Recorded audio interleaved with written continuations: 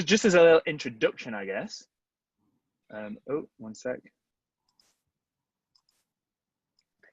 Yeah, the first thing I said, yeah, I think if you're wanting to start a label, I think the main urge has to be just to share something. I think if you're trying to think of a business idea to make money in the short term, it's probably not the thing for you. It takes quite a bit of money to just get it off the ground. And I think the only way you can kind of really carry on going in the face of like all the obstacles and all the hard work is a genuine passion to want to share something. So yeah, I think that before we get into any of the details, like the key motivations for me, and I think for anyone who really wants to put the time and energy into an independent label, is, you know, wanting to share, wanting to inspire, wanting to elevate an art form. And if you've got that belief, that'll carry you through. If you're just kind of trying to fill a gap, or, you know, follow an opportunity, or like just make a quick buck, I mean, there's way easier ways to do that. So that would be the first thing I'd say.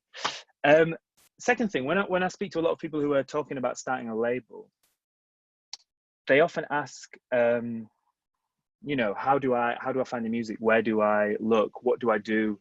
What kind of sound do I follow? I think it's kind of key to realize that no one can do you better than you. And a lot of people, I think it's really good to have inspiration. It's really good to see what a label did with their community in their hometown, and with the people around there, and with their sound. And that's not a bad thing. Be inspired. I took a lot of inspiration from labels like Mood Hut, like Future Times, like Rough Cuts, who had this kind of tight knit, you know, local scene, and then expanded on it. But don't look over there and try and recreate it. Look around you. That the only way that you're going to make it yours and your thing is by, you know, taking what you've got around you and giving it a platform. And I think there's this kind of sweet spot of, oh, we've got one person waiting to come in. Let me just add them. Oh, sorry. Oh my gosh, this is so hard. Sorry, I'm on full screen and I can't get off full screen here. How do I do this? Share.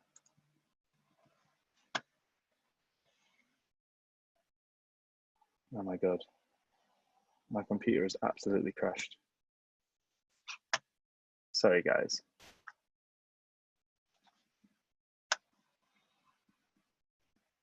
How do we do this? Oh.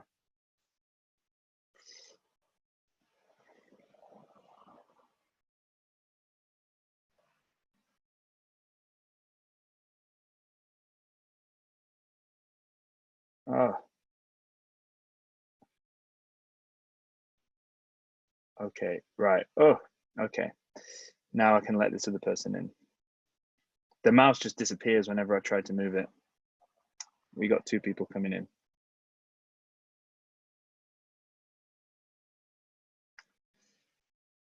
And now I'm gonna reshare. Yeah.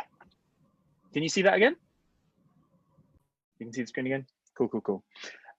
So yeah, look around you, see what you've got, see what you can add to the conversation from your perspective, take inspiration, but don't get caught up in trying to just do what someone else did. That I think is a key starting point. Another thing from my perspective, not particularly specific to a label, but just in any kind of business venture, don't get too caught up in the bigger picture. I think it's really easy when you've got an idea, when you're starting something, to think about so many possibilities and so many ways to go and just be kind of stifled by it. I think I'm personally a person who never really had much of I'm not a 5-year plan kind of guy. And that's not to say don't have an aim and don't aim high and don't think, you know, what you could achieve in the future, but don't get held back by all the reasons why you shouldn't do something. Like, oh, how am I going to get an audience? Who's going to want to buy the records? How will I ever, you know, get myself heard on radio and blah, blah, blah, blah, blah. Just take one step. And if you take one step and you believe in it, then the path will, like, I think if you have that truth behind it, the path will reveal itself.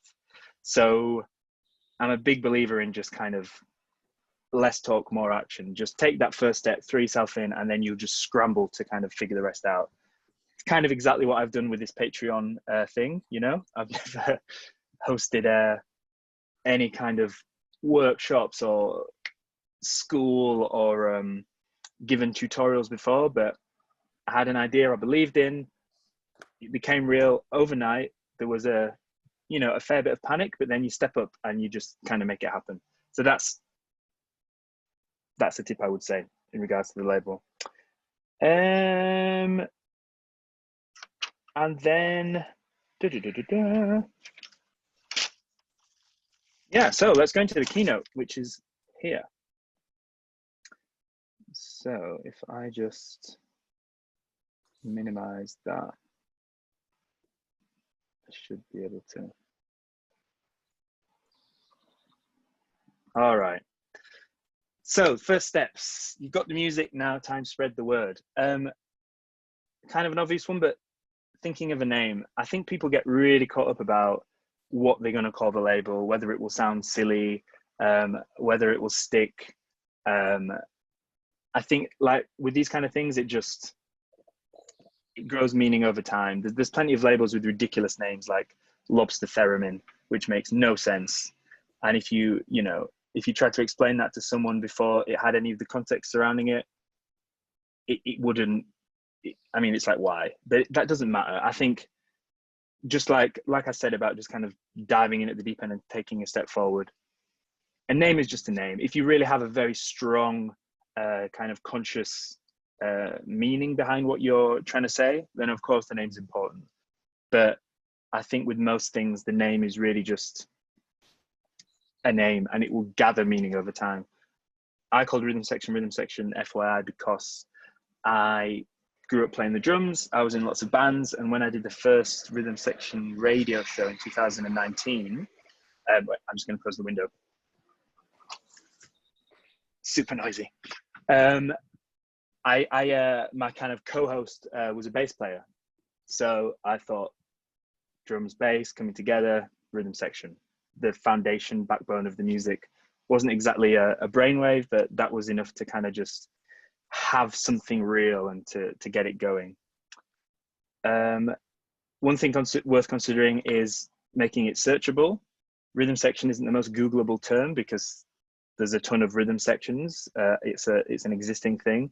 If you can think of two words that go together that aren't used to being together online, then you've got a lot more chance of being found easily. Lobster Theremin being one of them. I don't think anyone's put those two words together before. And yeah, check on Discogs because there's a lot of labels that have the same name, so it's worth referencing that. And think, going to the last point there, think about the website. If you're going to have a URL, if you want to have a Bandcamp page, Facebook, Instagram, it doesn't make that much sense choosing a word that's already been taken. Same thing with the logo. It'll develop, it will become synonymous with whatever you're trying to do. And some of the best logos are just like little sketches on a napkin. So I think it's more about being decisive here. And that kind of energy you have when you're starting a new project is it's invaluable, and it's not something that you can necessarily keep going at the same rate. There's a really exciting period when something's all new and you just want to get it out there. So decide these things, make it real, move on. Pro tips for starting right.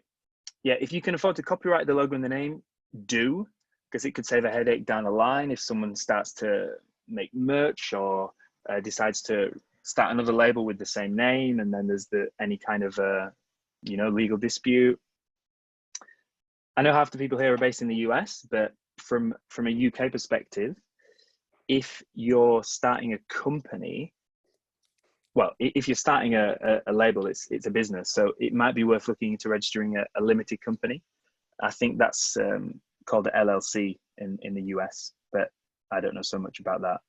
But there's a few benefits to that. It's a bit more complicated in terms of tax structure, but the main thing with a limited company, limited stands for limited liability, which means that it's separate from you. You're not liable for anything the company owes or is sued for, or is if the company can go bankrupt and you're not bankrupt. If, for example, you released a record that had a sample and you got sued by Universal, you're not getting sued personally, the label's getting sued. These kind of things hopefully will never come up, but just to be able to separate it makes it a lot easier. And then also as things grow, being able to separate the finances and have a kind of tax structure that is separate and intact can really help. If you don't have a website, that's not so important, but do try register a domain early on, because it looks good to have your own email. And if you do get to that stage, it's going to be a lot easier to start a website if you already have the domain registered. But really the only thing you need to get going is a SoundCloud, a Bandcamp, an Instagram account and a Twitter account, and you're good. For your Bandcamp, it will make sense to set up a PayPal business account, again, just to separate things for tax purposes, but also to be able to actually understand how much money you're making and what the expenses are, and keep that separate from your personal stuff. So the fun bit, I guess, A&R, which is the bit where you're looking for new music. It stands for artist and repertoire, which I only learned last year, even though I've been doing it for about 10 years. But the idea of this is just like discovering new artists to sign. So if you're running a small label, well, if you're part of a big label, they will have a big A&R team, Morel, who used to work for us at Rhythm Section, he now A&Rs for Young Turks, and there's a team of about 10 people who are flying to LA to work with Frank Ocean, and then coming back to London to work with Twigs, and then, looking for the next XX and all that kind of thing. And that's just their job. It's kind of a dream job to work for a big company like that as an A&R. You're just essentially given a big budget to go around the world and just report back on new shit. If you're doing that for a small label, it's going to be a lot more kind of part of the way that you discover and enjoy music. This is the bit that doesn't really feel like work. I think if you're a DJ, if you're wanting to host radio, if you're enjoying discovering new music, that's just part of it. The added bit, if you get to start a label, is that you're doing that, but with an eye to kind of give it a leg up, to share it further. So yeah, that's A&Ring. A&Ring can be kind of more active, where you're reaching out to people, you're going to shows, trying to sign people based on what you've seen, or just kind of passive in the sense that you get a demo submission and that might be cool, and then you'll kind of give it the green light and go ahead and sign it. Rhythm Section is mainly, a lot of the records that we've released are from people that I've met along my journey. I think when it's quite a small label, you have limited resources, and certainly at the point we've got to, we have a lot of people submitting music, and it's almost like we can't handle it. It's up to a fault, to be honest. We have a lot of music coming in that we just can't listen to it all, and there's been more than a few times where I've received a promo or heard something on the radio, gone into my inbox to search for that artist or that track, and they sent me a demo like 2 years ago of the same track. So yeah, even from my perspective, I know it's something that we can improve on. And yeah, there's sadly just so many hours in the day and so many hours you can troll through SoundCloud and demo inboxes, but that's A&Ring. Contracts. So a lot of small labels especially make the problem of not taking this bit too seriously. If you're working with friends, if you're you know, putting out a record that you don't expect to get into the charts, you're just kind of making something real, putting it on vinyl, and it's just a handshake and everything's cool and it's 50-50 and it's simple. I couldn't kind of stress this enough. It's so important to have these things in writing, because any little disagreement, anything in the future, whether it was you know, whether there was a dispute about the amount of records pressed, or who has the rights for what particular song, what the songwriting credits or the performance credits were, how often you're meant to be paid, at what figure the payment terms roll over. There's so many things, and then God forbid you actually fall out with someone and they accuse you of doing this or not paying that. If it's just in writing, it's so easy, and it does feel a little heavy-handed, but it doesn't need to be complicated. It doesn't need to be, you know, complex legal jargon.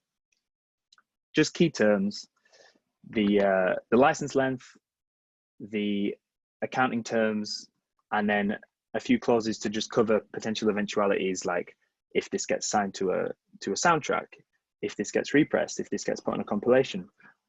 Just all those things in place so that there's no questions. And then whenever there is a question, you can just refer back to the contract.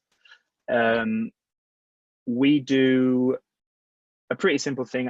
Most of our deals are 7 years, 50-50, and any kind of major decisions have to just go through the artist, and that's it. It's not too complex to understand, and hopefully people manage to, yeah, just kind of understand that without too much effort.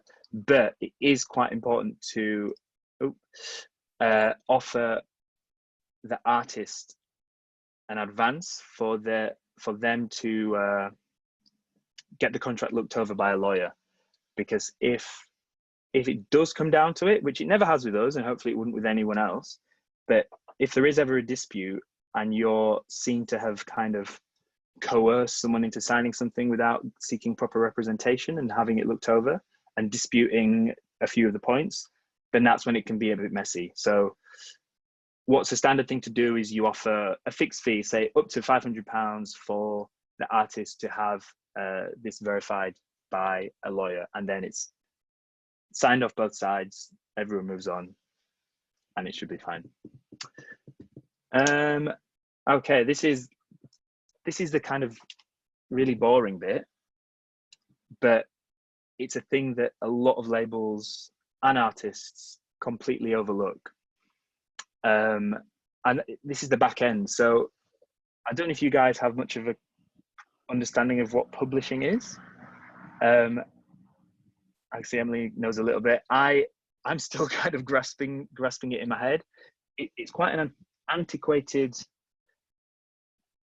kind of process it's called publishing because it was initially the right to reproduce the written sheet music from a composition. That's what its roots are in. But what it is now, it's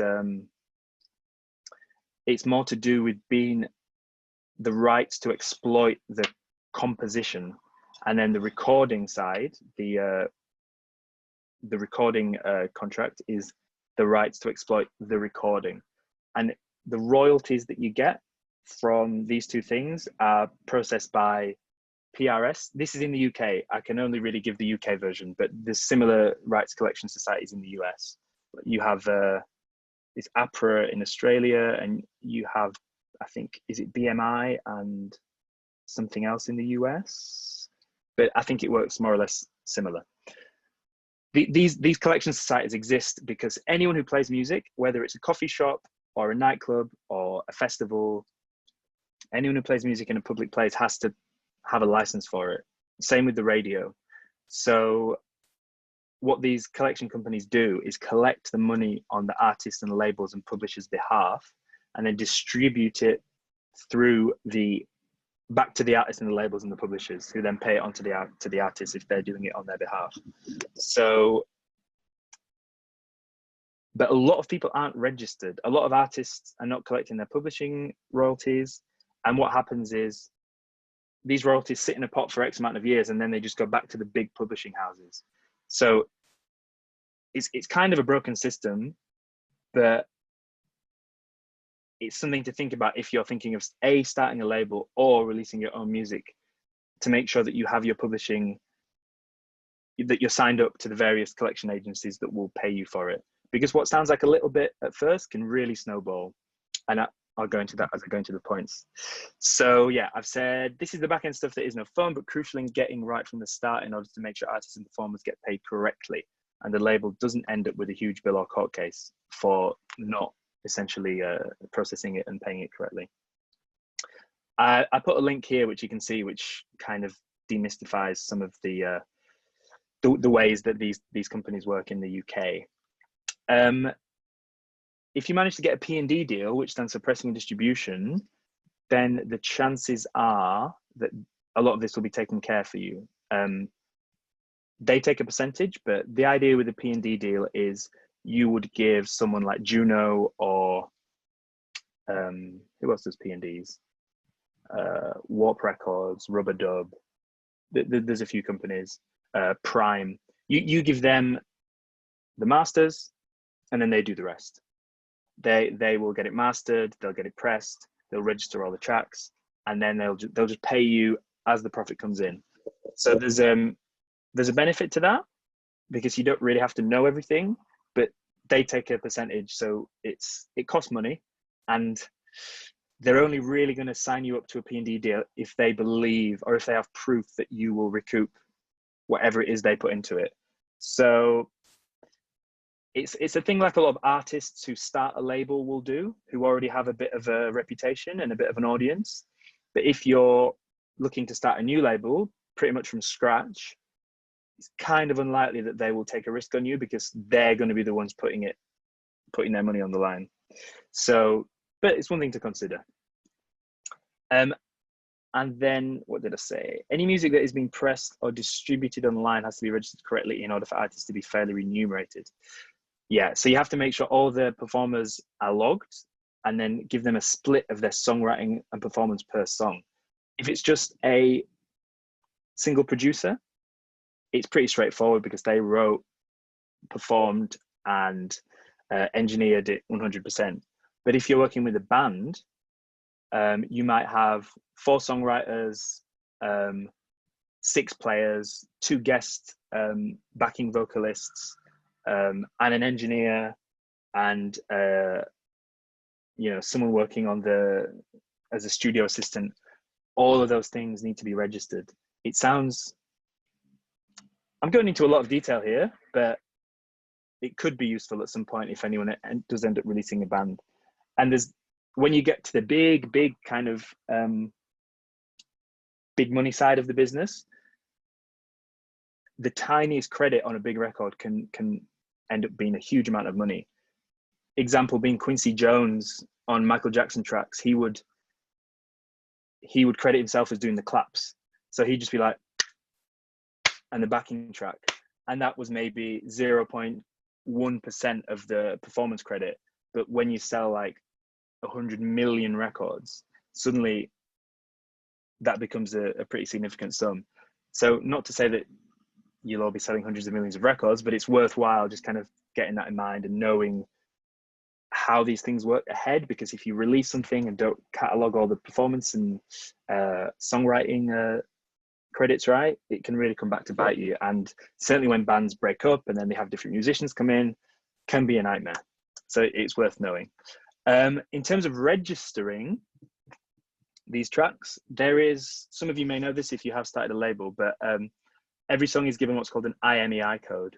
I don't know what that stands for, but it is essentially the kind of universal code that links that track with all the metadata associated to it. So that will link to the label, to the publisher, to the track length, to all the people registered on it as songwriters, performers.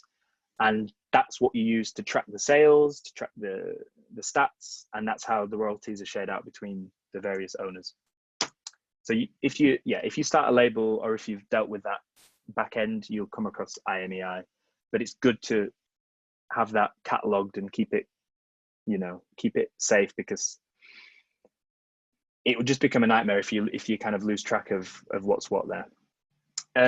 So to break down the meaning of these companies, PPL stands for Phonographic Performance Limited, and I did a little research earlier. The PPL began because a major label, I think it was Decca at the time, sued a cafe in Bristol for playing a record on a phonograph, like an old-fashioned, big horn connected to a turntable, in the venue, and they said that was an unlawful broadcasting of copyrighted music.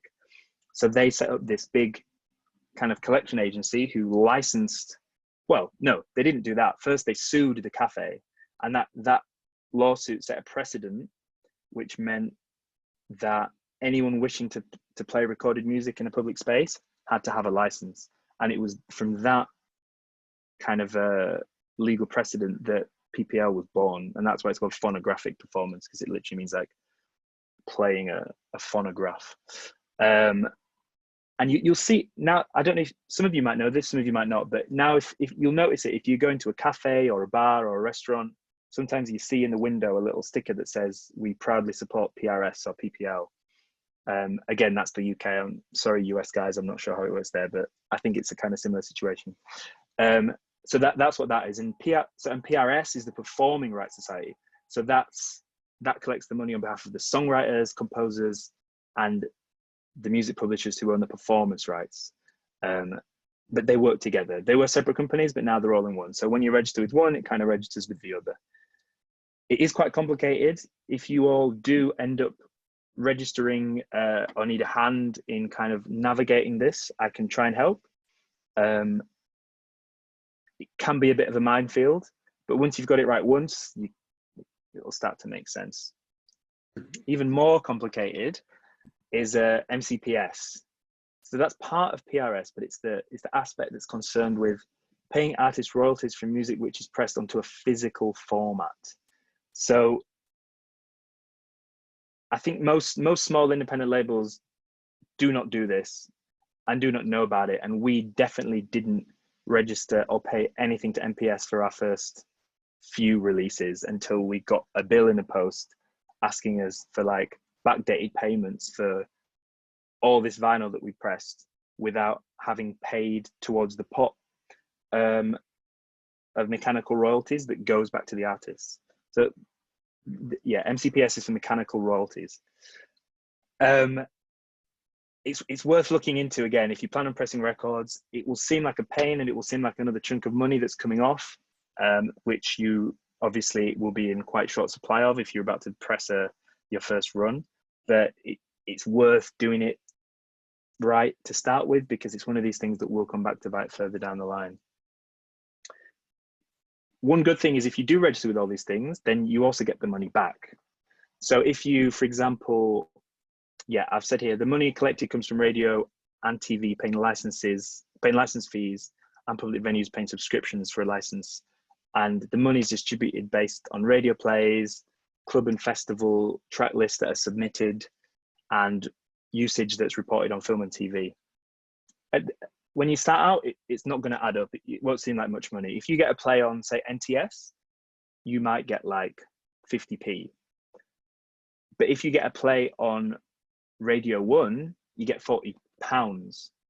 If you get a play on Radio 2 on the breakfast show, you're talking more like £50.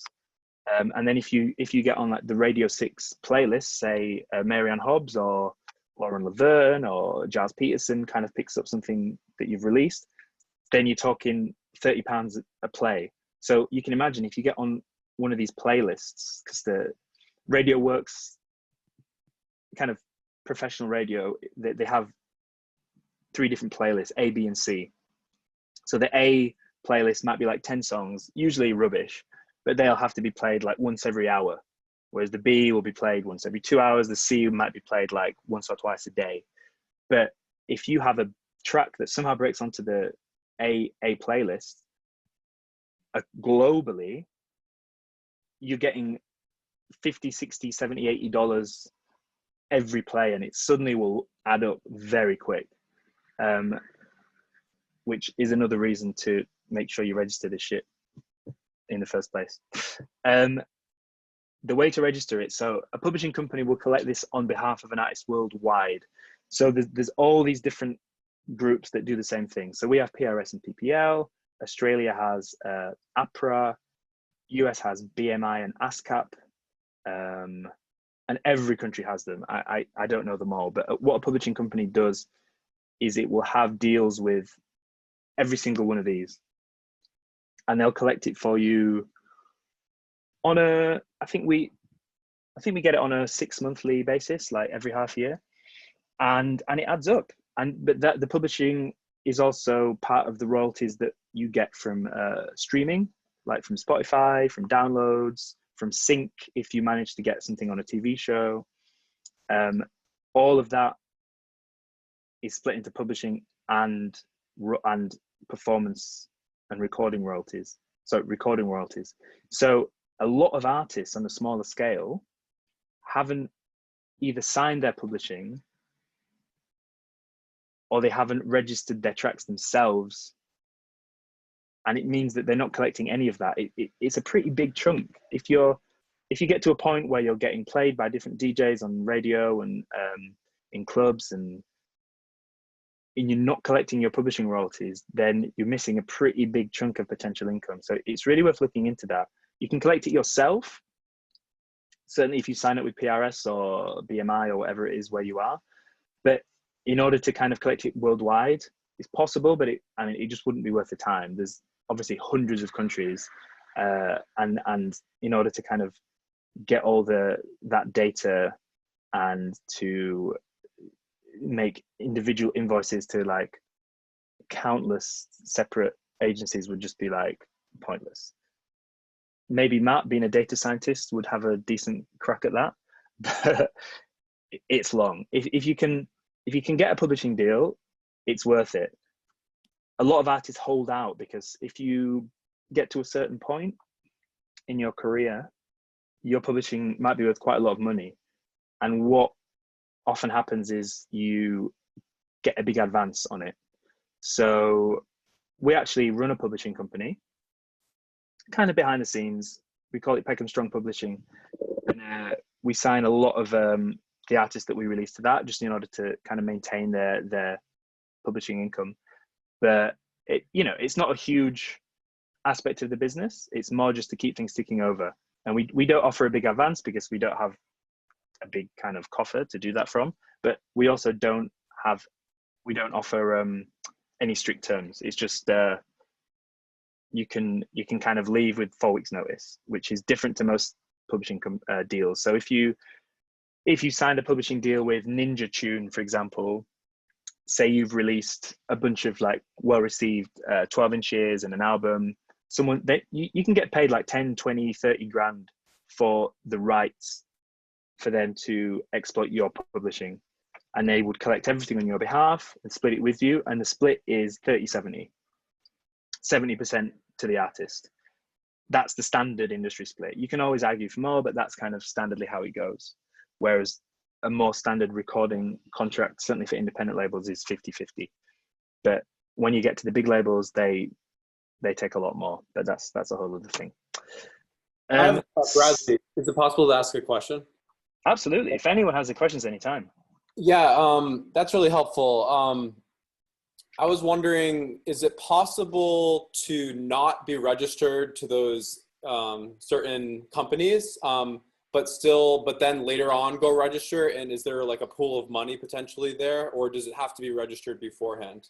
Yeah, I think, as far as I know, you can backdate claims. So it's not like if you released a record last year and you hadn't registered your publishing and you weren't signed up to any kind of agency, it doesn't mean that you'll never get it. it, I don't know what the cutoff point is. Okay. That's what I don't know, but you can claim things. You can back claim things. So yeah, it's not the end of the world if you don't do it straight away, but I think for a lot of people, it's more about getting what's owed to you as it's owed to you, just to kind of keep things flowing. So if you can get that set up sooner, it's arguably better. Makes sense. I do have one more question. It's just the Peckham Publishing. I was just curious because you're, you know, as the rhythm section label, you're registering your artists to these publishing houses, or is that not a service you are doing as your label? So we have a deal with a bigger publishing house. So we are what you call a sub publisher. So we have a deal with a bigger publishing house called Centric, and they register the tracks on our behalf. So it's not a deal that we enforce. It's not a kind of thing like if you're signing the record, you have to sign that. It's more just like we can collect this on your behalf until further notice, Okay. just to kind of keep those royalties flowing, and then obviously split 30/70. So it sounds like the process is that time consuming and kind of cumbersome that it's almost better to have another entity. Exactly. It's not like, I mean, it's probably quite time consuming just to say collect from Spotify, iTunes, Deezer, Amazon, Beatport. If you were going to do all that individually and upload all your tracks to every service individually, like, can you imagine trying to do that every month? It would be a nightmare. But with this, we're talking about 100 countries. Some of them have more than one collection society. Some of them won't have any kind of user interface that is maybe even in English. So these publishing houses exist and have relationships with all of them, and they will collect it worldwide. So that's the benefit. I don't know anyone who has decided to register their publishing direct with, you know, all the different collection agencies in the world. But there are services that, there's a few new services that do that for you in a way that you still own your publishing and then they collect it on your behalf. So you might have heard of Cobalt, and that's kind of what Cobalt is. Cobalt spelled with a K, Kobalt. And they kind of revolutionized the publishing industry because they offer artists deals where they collect on their behalf, and then they provide a lot of, it's essentially like it's a data service. You can break down all the income from different streams, different times, different platforms, different countries, and they take a percentage, but they don't buy the publishing. So that was quite a big shift in the publishing world, which you guys can look into. I mean, just search for Cobalt on YouTube and it will make sense. But that was that's a big shift. And they did another company that is basically that, but for a record label, and I forget what it's called, but if you search Cobalt record label, you'll find it. And they offer that service to artists as well. So an artist will, rather than signing a deal and selling their masters, they work with, is it called Amrax? I can't remember what it's called. They work with this company. AWAL. AWOL. Thank you, Matthew. And it's a similar thing. The artist retains their masters, and initially, you know, it starts off where they take a certain percentage, and then as you kind of move up the scale, they'll start to put money into it and start to represent you more individually. And then by the time you're getting like millions of streams, they'll run huge campaigns and give you a kind of budget to actually do a global size campaign, but you still own your masters. So there's pros and cons. You don't have like the long-term support of a label, and you'd lack some of the things that you would get from that, but you manage to, as an artist, maintain your masters, which for a lot of people is better. And it's the same with Cobalt. But that's for people at a bigger level, to be honest. You can't just kind of sign up with AWOL because you've made your first record. They're looking for people who are like, you know, going towards the mainstream, essentially. Manufacturing. This is kind of the fun bit, I guess. And I guess this is important or interesting for anyone who was wanting to press records. And we'll get onto the vinyl versus digi situation in a sec. But yeah, so once you have your first release prepared, you need to get it ready to be mastered. Mastering is the dark art of bringing out the best of any given track.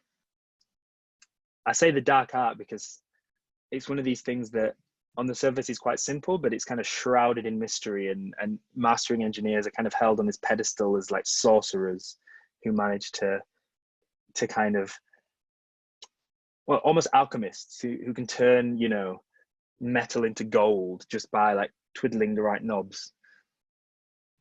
Some people are starting to do it themselves, certainly for digital, because if you have a sound and you trust your ears and you know what you want it to sound like, there's no reason you can't master that yourself. There's no like seal of approval that a mastering engineer has that means you know, you can't do it at home. Well, there kind of is, because some people are like registered with iTunes, and you can say mastered for iTunes or mastered for Tidal, but we won't get into that. But it's generally done by mastering engineer, and most people who do that, that's their full-time job. However, if you're mastering for vinyl, that's a whole different thing, and it's a lot more scientific in the sense that you're cutting grooves into a lacquer, and you have to get the width right, and you have to be able to understand the dynamics of the track and how that will affect the needle, and that is a lot more involved. And the machine to do that, like a Neumann lathe, costs like £200,000. So it's not the kind of thing you can just get anyone to do. That is more, you know, masterful. But I'll get into that in a sec. So first of all, you need high-res files.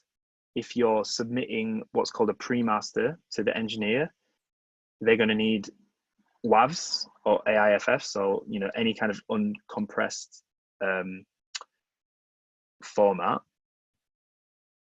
Minimum 44 kilohertz, 16-bit, but if you can go higher, go higher. And then you want to leave at least 6 decibels of headroom. That's quite important, because essentially all the mastering engineer can work with is the amount of room he or she has left on the track. So if you're gonna, if your artist or yourself sends a file that is like this in the, you know, in terms of the headroom and compression and limiting, there's nothing they can do. They can't take anything away. They can't add anything. It's just maxed out.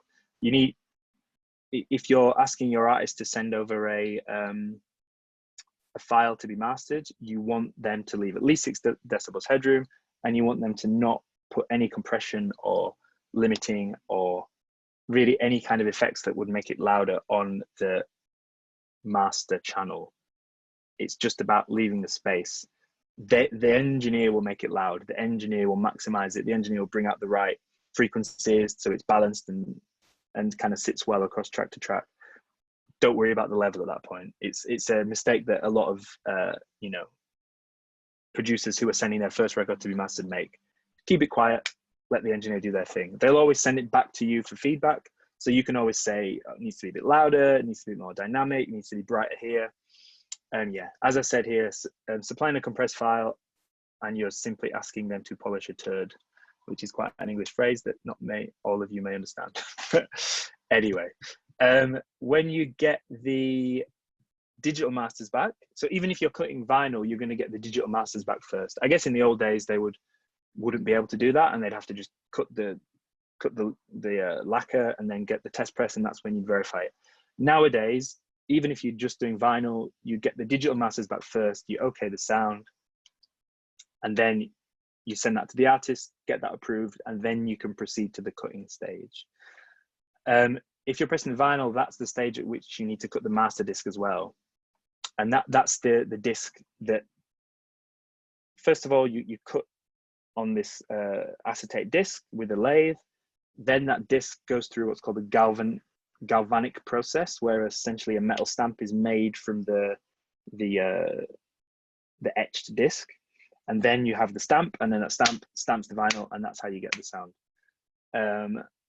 I've put a link to a video which kind of explains all that, which isn't necessarily that important to know, but it's quite interesting. When you're pressing a 12-inch, if it's a dance record, you don't want to put too many minutes on each side, purely because the dynamic range and the kind of loudness that you can get will decrease with the amount of time you have. If it's an ambient album or a kind of a jazz album, something that doesn't require like really punchy, loud club dynamics, you can put 20, 25 minutes per side and it will be perfectly listenable. But if you had, say, a techno record and you made it 20 minutes on each side, when you played that in a club next to a track that had 6 minutes, cut 45 on one side, it would be about quarter of the volume. So that's something to bear in mind. If you want to make something that slams, less is more. And also the sound is better on the outside of the disc. So that's quite handy. Test presses, final presses, lead times. So yeah, once you get that lacquer cut, that will get sent to the pressing plant. They'll send you back a test press as a quality control measure. That's the point where you listen to that carefully, listen out for any pops, any skips. Quite often that can happen in the galvanization process, where maybe a bit of metal goes in between a groove, or someone scratched it when they kind of put it in the stamp. So you need to check that. Another thing worth doing is queuing it up, like doing the DJ wiki thing on the run-in, because the run-in is also where an error can occur. And I'm sure you've all had records, whenever you try and cue it, it just skips every time. That's not your fault. That is just sometimes a badly pressed record. So it's worth checking that as well. And if you can, send it to your artist to look over. If you can't send it to your artist to look over, maybe record a rip of it and send it to them as a digital file so that they can hear it back like as a representation. The lead times can vary, but expect each stage to take around 4 to 6 weeks. So you verify your test presses. It's going to be about 4 to 6 weeks before you get them back. And then as soon as you cut the lacquer, it's going to be about 4 to 6 weeks before you get the test presses. You verify the test presses, it's going to be about 4 to 6 weeks before you get the final thing. So, I mean, I've done this wrong so many times, but try and resist. If you are planning on doing a vinyl release and you're running the label, resist announcing it too soon, because there's always going to be a delay. If you announce expecting those dates to be precise, I guarantee that something will go wrong, something will be delayed, and you'll end up kind of having to either pause things, push things back, chase up the plant. It can be a nightmare. So if you can wait until you've actually got the ETA on the final thing, that's just kind of very helpful. I guess one thing that isn't obvious to anyone who hasn't started a label is where you actually get this done. You can't really speak to pressing plants direct. They work with a select number of brokers, at least in the UK and Europe. In America, it may well be different. I know there's a few small pressing plants in Detroit. I think there's one in California. I know Jack White has one in Wisconsin or whatever it is. I'm not sure. Maybe one of you guys know, but it's not that important. But generally speaking, there's a broker who deals with the cutting, who communicates with the plant, who sends off the vinyl to get pressed and then receives it back. I put a link to 2 brokers in London who do a lot of records in Europe and the US, and they take care of that whole process for you. Even for people in the US, I think the majority of kind of dance music, like underground music, is, I'd say it's predominantly sold in Europe in record stores. So having a brokerage in Europe isn't necessarily a bad idea. You know, the likes of Future Times, Mood Hut, those are just the labels I mentioned before, and my mind's going to be blank. But those guys all work with UK pressing plants. So that's worth thinking about. So streaming versus digital versus physical, the eternal debate. So I have a balanced opinion on this. I think, long story short, I think it's best to do everything, and not to hold back any one platform, because if you do that, you're essentially holding back the reach of the music. 0.007 pence per play on Spotify does sound tiny, almost offensively so. And there's a lot of debate on Twitter about that and how it's taking advantage of artists, and it's unfair and everything. And I see that perspective, but the reality is, for a lot of labels, the revenue from streaming outweighs digital sales and physical sales combined. Even taking Bandcamp into account, it's something that people often criticize with a lot of reason. And yeah, the system is far from perfect, and I think it does need an overhaul. I think it does need to be kind of democratized and made a lot more kind of fair. But as it stands, it's the best we've got. And in the days of LimeWire, Torrents, Pirate Bay, Kazaa, Napster, depends how old you are as to which platform you remember, but no one was buying music, no one was streaming music, no one was buying records. And I mean, in the early 2000s, most record stores closed, in London at least, and I think across the country for sure, and I'm sure it's a similar story in the US. We've obviously had this resurgence of vinyl because I think people are finally want to have something physical. But the streaming side of things is not fair, it's not just, but it's the best we've got at the moment. And I think I've put here, it's kind of like a Brexit situation. You know, you can either aim to fix a flawed system from within, or you can just leave and face the consequences and get none of the benefits. So when it comes to DSPs, I'm a Remainer. You know, I think we should stay there. I think we should put the music in there. I think we should try and reform it. But if you just turn your back on all the streaming, and just rely on vinyl or direct sales through Bandcamp, you're just closing off such a huge audience. You're closing off such a massive reach. And I think you got to just ask yourself what the aim is of putting out the music in the first place. And for me, it's to share it. It's for people to hear it. It's for people to discover it. And outside of the most kind of die-hard followers of independent labels and DJs, most people are just streaming. And it's those regular people who might not be a die-hard follower, but might find something on a Spotify playlist, or might get a recommendation from their friends on iTunes. That's where the revenue is, because these people are in their millions. There's really not that many of us out there. There's not that many people follow labels. Not that many people really even understand what a label is. You listen to the radio and you put on your favorite Drake track, and that's kind of it. I'm obviously a huge supporter of the idea of a label, the idea of nurturing a scene from a kind of community perspective and creating a kind of a grassroots thing in a community, and that's great.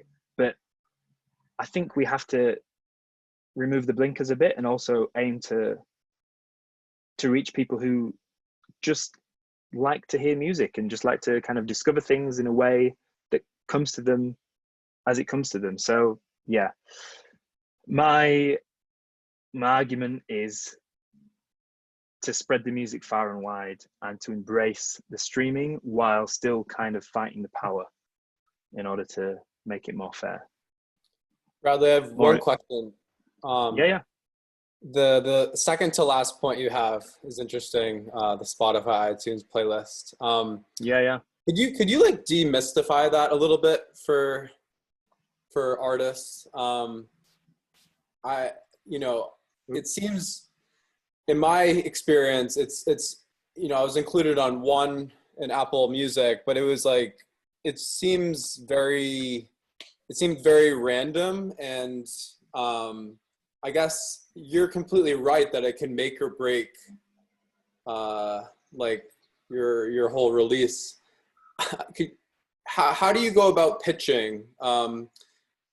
Yeah, Or do you not? I get to that on another slide, which I will get to shortly. But long story short, a lot of it is to do with who is pitching it. So you will, I've got a section here which is more about digital distribution. So if you work with a good digital distributor, they will have direct contacts with the people who run these playlists, because it's mainly just people. So a lot of it isn't necessarily how good the music is. It's like who you know. Obviously, how good the music is makes a difference. But if you have a direct link to someone who runs the playlist, and you can send them a little email saying, hey dude, just got this new track for you, then they're at least going to hear it, and then they're going to consider it, and eventually, hopefully, they will playlist it.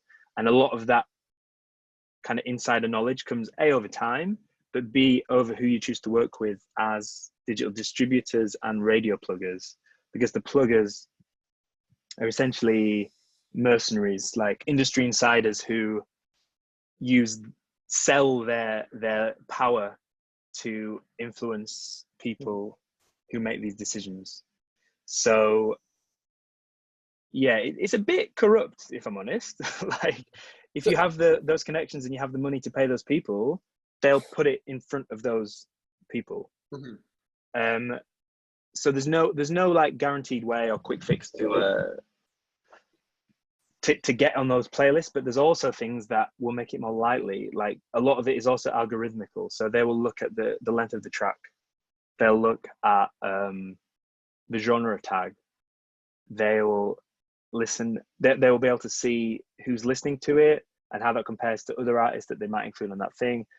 You know, it's like when you go on Spotify, you can see the number of tracks played, and you may also like related artists. Spotify crunching all that data, and they're aware, so they'll know if you release a record from an artist who's maybe quite similar to what we got here, The Invisible. Then they might look at a playlist that The Invisible has been on and think about the fans that might appeal to, and then they might put it in that playlist. But if it's 9 minutes long, they know that only 20% of people will listen to the first 30 seconds and then quit. So at that point, the algorithm will say no. So you can approach it in quite clever ways, such as when we have a release, if we're putting out an EP that has a long song, we will release it as a single first, and then on the album we will put in brackets, we'll put extended version. So that single that maybe came ahead of the album will have a lot more chance of getting into a playlist than the track that might have been on the album, which was 10 minutes long. So little things like that. Also, if you're releasing a compilation, they're not going to consider that for playlisting, just because, I don't know why, but it's just the way they work. Same with album tracks. They're more likely to include single tracks on these playlists and on the daily recommendations and the For You playlists. So the way we got around that when we did the Shouts compilation, for example, you probably wouldn't have noticed that we released the Shouts comp, which was 36 tracks all in one, but we released every track as a single as well, individually, so that every individual track was pitched to playlists as a single, which again increases the chances that they're going to include it on all these things, which increases the amount of people that listen to it, which increases the plays, which increases the likelihood that it's going to feed back into other things. So yeah, those are a few But with like there. Hyatt, I wonder, did Hyatt get more plays with 6 o'clock rock than like Shout? Because I was seeing that in a couple of your feeds where it seemed like he was getting a lot of play, and I was like, oh, that's so weird. Like that sound is encapsulated throughout the label through a lot of different artists, and I was like, how come he's getting? Is that true? I don't know if he got more than others. I haven't like actually looked at the stats yet. I mean, let me have a quick look in Spotify and see the numbers. But I think the thing with Shouts, it was 36 tracks at once. So right. It's a lot. And I mean, we never really planned to make it that big, but it's a funny story in that we started off with like 10, 12 tracks. I was a bit unhappy about it. I thought, yeah, there's a couple of things in there, but we really need to dig and get some more. It's not quite doing it for me. We need to, you know, put the word out and kind of dig a bit deeper. And then out of nowhere, all these tracks came rolling in. And before we knew it, we had like 36 tracks we couldn't say no to. But yeah, I mean, the hi-hat, it's had some, he has had some pretty good. I'm just looking at. Yeah, it seems like Spotify, iTunes, and I've seen shouts and a lot of different other rhythm section on there, but it seemed like that got, you know, I wasn't sure. I was like, oh, I'm not sure if that's getting more than others for some odd reason. I don't think it got more. I mean, I can see now it's on okay. one playlist currently, Fresh Finds Basement, which is a Spotify playlist of fresh electronic dance music. But, you know, for the shouts thing, we were on like Electronic Weekly and all these kind of things. And I think it was a pretty even spread, but it is quite hard to see because they're all separate singles. So if you were looking at the album version, that might not have been playlisted. But if you search for the single, then perhaps that was. I'm just looking at the Yusu one, for example, because there's two versions. You can see the single and the album, and this for like 233, or which one are you talking about for Yusu? Yeah, it's quite hard to see from the back end. Yeah. But so essentially, what you're saying. So for iTunes, Spotify, the big ones, like I'm not sure if you guys are on Tidal or not. Yes, there's curators that host these, but you personally aren't in touch. You have someone with the label that does this more, not full time, but this is their job. Well, pretty much full time. I'll get to that a bit later because we actually now work with a label services company who pretty much do this full time. So they are pitching every release to these companies directly, and they have the direct contact. But these are also good contacts to make yourself. I used to know the guy who was like the head of like playlisting at Spotify, and I just met him at a party. But that's a good contact to have, right? And he likes the label, so whenever we have a new one, we send it to him. He's sadly left now, so there's no insider for us. But things like that, if you get to know the people on the inside, then it's basically the more angles you can approach something, the better. And that comes back to what I was saying before. I was in like really believing in it. If you really believe in it, it doesn't feel like pestering someone. It feels like, actually, we've got this cool shit and you need to hear it, rather than just forcing it. But yeah, any way to penetrate these huge monolithic companies is good. That's what it comes down to. But I'll get onto the how to do that in a second. Yeah. So yeah, let me just move this. Distribution. Okay. So in terms of digital distribution, you can upload it yourself via like DistroKid, CD Baby, TuneCore, these kind of things. But if you have a label and plan to grow it, it's best to go through a digital distribution company, because, as we just said, they have established links with the DSPs and a pretty strong influence in terms of placing the tracks in the playlists and getting them noticed and all that kind of thing. There's a ton of physical distribution companies who some of whom also do the P&D deals, like I mentioned before. We distribute most of the time with Rubber who are based in Glasgow. There's a big list, and if any of you do want to kind of have some tips or insight or suggestions on who might be the best to go with, just hit me up in the future.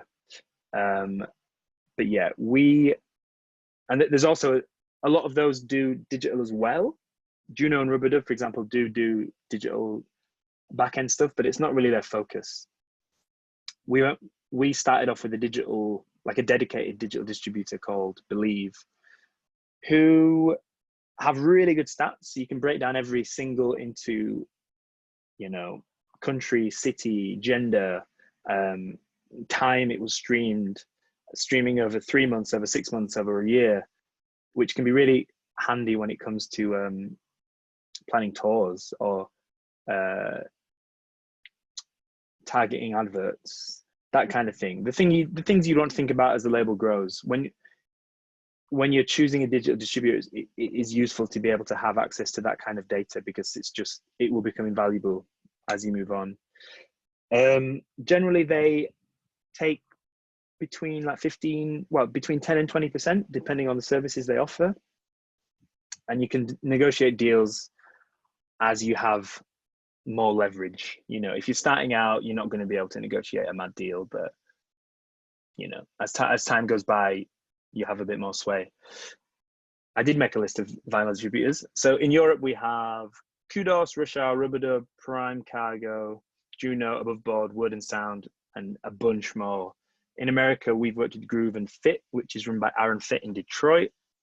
There's some bigger commercial ones, like if you end up getting a more kind of, not mainstream, but a more kind of commercially viable release that you want to be in, like all the Amoebas and all the big kind of sellers across the States, then there's a number of bigger partners that you can work with. But more often than not, if you have a smaller distro deal with one of the smaller European or independent US based ones, they'll have bigger deals with those companies so that they can get it out as and when they need to.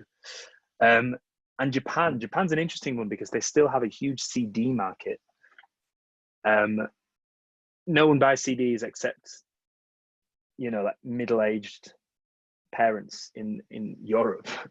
But people in Japan, people are buying CDs. Like we've had the last two 3070 albums that we've made and two of the Al Dobson Jr. albums pressed to CD in Japan, and they packaged them with like the special OB strip, and then they often ask for a bonus track just to make it a bit special, but they shift units there. So if you do get to the point where you have interest from distributors over there, it's well worth looking into the potential of working with a Japanese company to distribute just for that region. I'd be aware of giving them digital rights, because then you're just making more work for yourself, because any digital distribution company will be a worldwide deal and it will go across the world. But if you end up splitting up the territories, it's just more work. It's more maths. It's more data from different places. It's more chasing up. It's more invoicing. Try to just keep the digital distro international, unless you have a really good offer from someone like Pvine. You can also do it direct. This is the way a lot of the Detroit guys do it. Likes of Omar S and Theo Parrish, they're not working with distributors. They're just sending it to stores. The Moody Man, for example, he'll send a box of records to Phonica, and then he'll sell like 500 of the new album at Movement, and then he'll put a few on his website, and that's it. But to get to that point, you kind of, we're all still quite a long way from being Moody Man and being able to just like stockpile records and drip feed them here and there. I mean, he did an album a couple of years ago and it was only available in Detroit. Do you know what I mean? Like I like that, but it's not really a model that you can really employ when you're starting off a label. But for example, Mr. Saturday Night in New York, they started by doing it all themselves. It's a lot of work. You can save money because you're not paying a premium and giving a cut to the distributors. But they would literally they had a big list of all the record stores. They were a label that gave me a lot of influence in the early days. And I was speaking to Justin to get a lot of insight into how to actually start the label when I started out. And they would literally email a big list of record stores, telling them what they had, how much it cost, and then just post them all out from their office. There's some arguments for doing that, keeping everything in-house, but again, takes a crazy amount of time, and I'm not sure the money it saves will be worth it. And also the other thing I mentioned here, if you're selling direct to a shop, most of them will only offer you sale or return, which means if they don't sell it, they just send it back to you at your cost, and they will only pay you after a period having sold the records. So you might go to Phonica Records in London and give them 100 records, and they'll say, okay, we'll do sale or return. You might not see any money for 6 months, and then you'll just get a big box back in the post, and then didn't manage to sell any. It's long. So if you can get a deal with a distro, probably worth it. Promos. So you've pressed the music, you've registered it, you've got distribution sorted. Now the time to let people know about it. So this is also the fun bit. This is the bit where you kind of let it out into the world and start to get feedback and get a feel for how you can promote it and who's into it, and get quotes, get quotes that you can use in promo, essentially, to get more people to hear it. So if you get a big quote from Giles Peterson saying, "This is amazing, everyone needs to check out Hyatt DB," then more people are going to listen to it. So if you have those connections, and if you can get direct feedback like that, it's really helpful. You can read these little notes at the front. I got a bit carried away when I was writing this. It's kind of, a good way to start is, it's just, I guess the first question is, who do you send it to? Just make a big old list. Just think about who your favorite DJs are, who your favorite producers are, your favorite labels, anyone who's influenced you on your journey so far. Think about your favorite radio show, email the presenter, find out who the producers of the show are, send it to them. If you can get an introduction, that's even better, because people are more likely to take something seriously if it comes from someone they know. Otherwise, just be persistent. And don't be afraid to nag, but don't nag too hard. As I said here, your favorite DJ is probably overwhelmed with new music, so you have to cut through the noise. And there's no like hard and fast rule there, but if you can find a way to present what you've got in a way that is going to get someone's attention and seem interesting and stand out, whether that's sending them a signed test press, or bringing a USB to the show, or just sending them an amazing email with a funny backstory, just get it out there. Don't be offended if people don't read it. Just persevere, and eventually, like I say, if you believe in it, it hopefully will find its place sometime. I did an interesting podcast with Desert Sound Colony and Dr. Banana a few weeks ago, which we pretty much talked about that, like how the best way to for new artists to approach getting records signed and getting records heard. I'll put if my computer's working, which it's not, I'll send a link to that later, because we go into quite a lot of depth about our experience with like receiving promos and how's the best way to kind of cut through the noise. But the other way is, which I didn't know about when I started a label, and I guess isn't that obvious, because if you're not in that kind of inner DJ world and you haven't run a label before, you might not even know these things exist. But there's a whole host of promo services that exist literally to get unreleased music out to DJs. Some of you might be on these, some of you might not be aware of them, but a few of the big ones are Hype Filter, Hustle, Dispersion, Tailored, and most of those operate on this platform called Fat Drop, where you have to be kind of invited to use it. Then you get a username and a login, and in order to download the music, you have to rate it out of 5 stars. You have to leave a comment, and then you've got the files. So that's how the majority of DJs who are operating like on the circuit, playing clubs and radios, get their music. Obviously, personal relationships are key, and if you have someone sending you stuff direct, or you have a friendship with the label, then you're going to get a personal update. But one way to get these things out really far and wide is to sign up to these services. So it costs anything between like 150 and 300 pounds to promo a record on there. And the benefits of that is that even if you don't know anyone, even if you don't have a big mailing list or kind of following, you can get it out to thousands of DJs, tastemakers, radio hosts in one foul swoop, which can be pretty useful. Can I just ask a quick question? I've always Yeah, wondered, yeah, please. I've had stuff on Fat Drop before. What actually Yeah. happens with those comments that you have to put in? Does anyone actually read them? Like, does it? Yeah. Well, Yeah. it goes to the label. So when you're doing a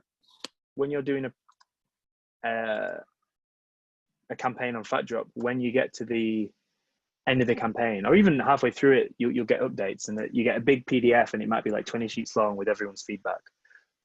The classic one to anyone who's released or has reached promos is downloaded for R Horton. Like, that's kind of like a DJ in joke, which you may or may not know, but you will eventually, because there's some. I think Richie Horton must have a big team of people literally listening to promos for him, and they download everything. They'll always give it 3 stars, and the comment will always be downloaded for R Horton. And yeah, it gets far and wide. You'd be surprised who will listen to those promos. And some of the feedback is just generic, like thanks, but then you will also get people going into, you know, a fair bit of detail about the music that you sent them. So that it's really useful. And I think the bigger your label gets, the less you perhaps need to engage that, because, you know, eventually you'll have had your own contacts and your own system in place. But certainly to start with, yeah, I mean, I think it's invaluable. Do you use it, Bradley, for your label? Yeah. We don't use it for every release. Like, if we're doing an album, we might work more with a specific kind of a publicist or PR agent who's going to go in more depth. So rather than just sending it to all the DJs on the Fat Drop, they're trying to get. I go into this in the next thread, but they're looking for more long form press. You know, so for example, for the Colors That Rise, you know, we were getting coverage in Afropunk and getting an article on OK Player and reaching out to Crack Magazine, getting reviews in Mix Mag, and then using a radio plugger to systematically get it in different radio shows that had a big reach. And I'm going to get onto that next, because that's kind of a different thing. But whenever we're doing an EP, we put it on Fat Drop, because we've got a big mailing list, we can hit up our people. But if we can pay kind of £200-300 to literally reach almost anyone involved in like electronic dance music, it just kind of makes sense. I just have one question. Is this kind of more of a professional version of like Submit Hub, kind of? Like, how is it? Yeah. I don't know Submit Hub, but it's not automated. It's run by people. You'll send, you know, you'll send Christian at Hype Filter an email, and you'll tell him about the release. You'll give him the release date. You'll give him a short blurb. You'll send him the artwork, and then he'll get it all set up into the system for you. And then you'll agree on a date that you want to start the campaign, and then he will send it out, and then he'll get back to you about feedback, and he will get back to you about any press opportunities. Like, he might say, oh, someone from Stamp the Wax really likes it and they want to do a premiere. He might say the writer from Mixmag got back and they want to put it in the charts for the top 10 releases this week, that kind of thing. It's not like a full in-depth PR service, like looking for long form press and like radio opportunities, but in terms of like inclusion on blogs, premieres, and general DJ feedback, it's a really good way to go. And like I said, it's Fat Drop. Yeah, well, yeah. Fat Drop is the platform it happens on, and then there's a number of different, I guess, providers that operate on Fat Drop. We use Hype Filter, and we used Hustle for International Black, which is, I guess, a bit more techno-angled. And then, Dispersion and Tailored are 2 more. And then Promobox and InFlight are 2 different platforms distinct from Fat Drop, and they work with different labels and different platforms as well. That's cool. And I'm Yeah. assuming you could And sign up for one of these as an independent artist with your own, if you're just, you could, absolutely.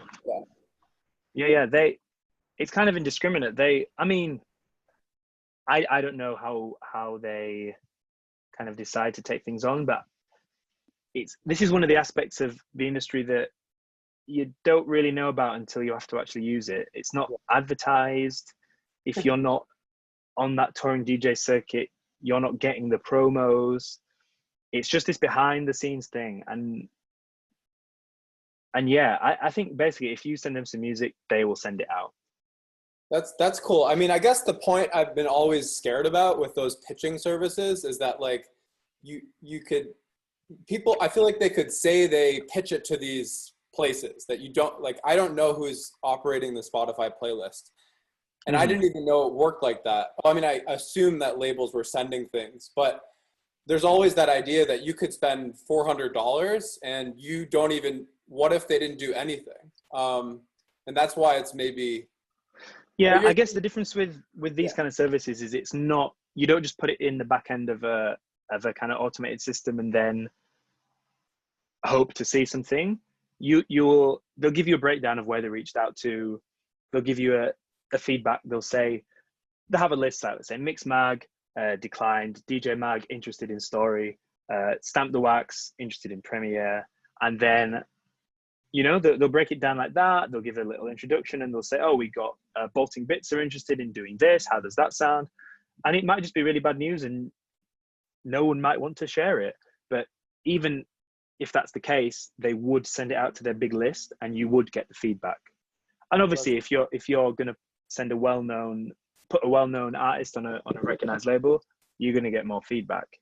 But either way, you'll get the PDF and you'll see the comments that every DJ has made, whether it's just thanks downloaded for our Horton or a bit more of a in-depth review. And you're saying that was the Hype Filter one or the Fat Drop? That's Fat Drop is the platform. Okay. Hype Filter is one of the vendors, I guess. Okay. But Cool. yeah, for all the stuff on Rhythm Section, we've done Hype Filter and it's good. Hustler also so great much too. For those recommendations. Yeah, this is definitely one of the good insider tips that I think is, no one tells you this when you start a label. And I don't think we did this for the first record. I think it was like second or third in. Someone was like, oh, you're sending promos out? I was like, yeah, I've got a mailing list. I'd be like, oh, you should email Hype Filter. And then it just kind of, the reach expands massively just because you're not limited to your own contacts. Okay, let me just bring this up and maximize it again. So the next step up from that step that I just said is a more involved kind of PR exercise, which involves like working with publicists, PR companies, and radio pluggers, which also crosses over to the playlisting thing. So we wouldn't do this for every release. If it's a new artist who's practically unknown, who, maybe it's a great dance track, but you don't really expect it to have like a huge amount of radio potential. The Hi-Hat DB, for example, we're not expecting that to get in the charts. We're just expecting, people to enjoy it, to DJ it, to play it, maybe get a few playlists, but it's not going to be, it's not going to be in the top 20 albums. Do you know what I mean? But if we're doing a release like 3070, like Colors That Rise, what else have we got press involved for? I guess more the albums that we've done, then you want to give it a bit more breadth. We did quite a lot of press for Shouts as well, because it was more about celebrating this milestone, 5 years. Kind of, we were meant to do a whole tour, and we had all the artwork done. We were at South by Southwest. We had interviews set up all across the US. We had loads of press in terms of announcing the tour. We got one date on the tour, one night in New Orleans, and then had to evacuate America because of coronavirus panic. That's a whole other story. But that's the kind of thing where the press angle can really be used to leverage, the the project. So yeah, the difference between that and what I mentioned with the hype kind of approach is, yeah, these guys are going to be pitching for longer form pieces, interviews, radio appearances, live streams, anything really, even like TV. I was on Jules Holland talking about vinyl because our publicist linked it up and made it happen. And it might not necessarily be specifically to do with the artist. It might be an opportunity for me to have a platform to talk more about what we do as the label. And you know, I was on Jam Supernova talking about Hyatt DB. I was on what did I do? Oh yeah, I had a rhythm section label focus on Giles Peterson, that kind of thing. It's a bit more wide ranging. It might be an article in the Metro about the new sound of South London. It could be anything, but these is like a bit more of a wider approach to press and publishing. And PR. It's not cheap though. These things they're more likely to be four figures. You know, anything from like 700 to even a couple of grand. So it's not necessarily something you want to start off with for your first release, but once you've got a bit of momentum and once you kind of getting into the swing of things and want to make a bit more of an impact, it's something that's worth considering. It's really about like widening the scope of something, because I think, as I keep saying, the aim of the label is really to just give the music the best chance it can, to spread it as far as it can. And if you're doing it independently, at one point you can only reach so many people yourself, and if you can kind of employ someone else to help push it to their network, then that's a good thing. Again, it's not guaranteed. You have to like weigh it up. We've had some press campaigns where it's like didn't really represent good value. We could have pretty much done it ourselves, and we've worked with other people who managed to get crazy national press, international features, and really just bring it all together with the timing in a way that just unfolds and really makes it seem, you know, like a big project. So that's our experience with press. Radio plugging, that's the next step up. So that is, like I mentioned before, radio plugging is similar to the kind of playlisting situation.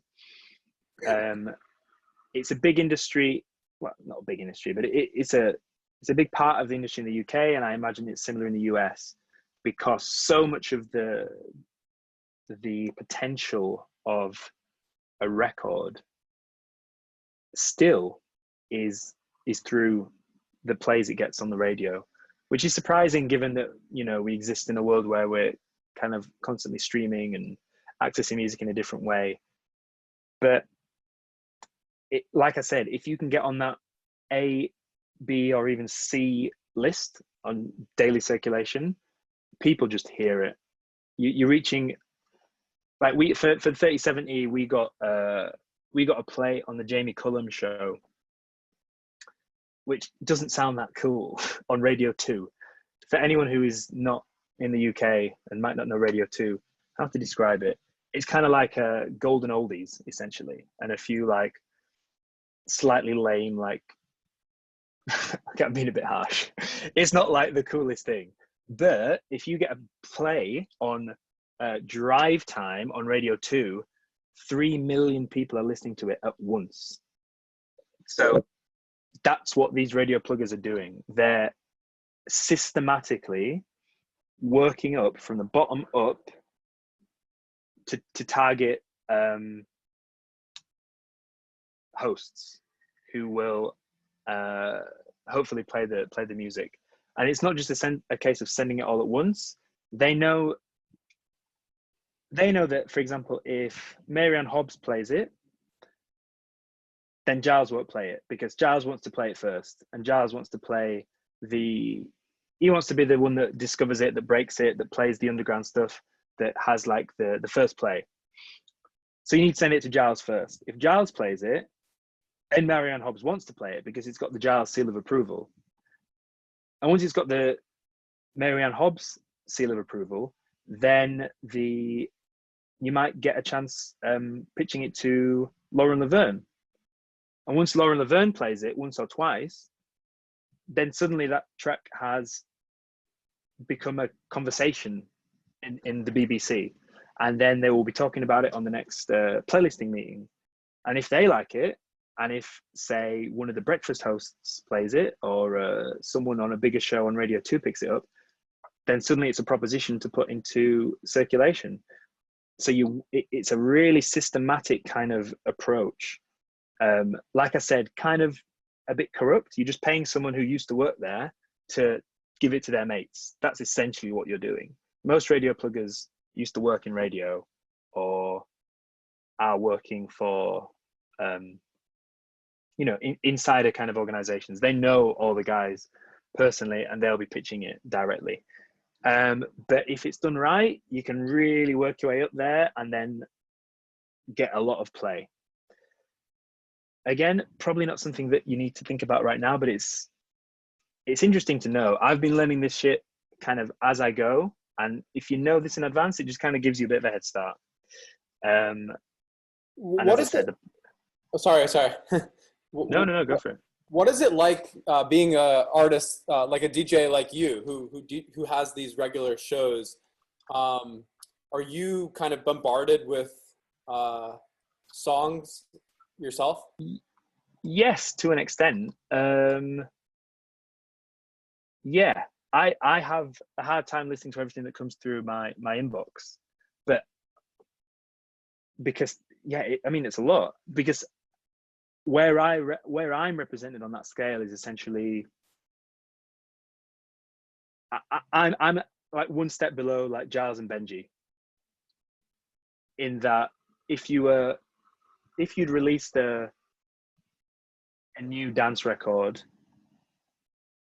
and I played it on NTS, the chances are someone else might play it on NTS, and then Giles might hear it, then Benji might play it, and then It's a big ladder.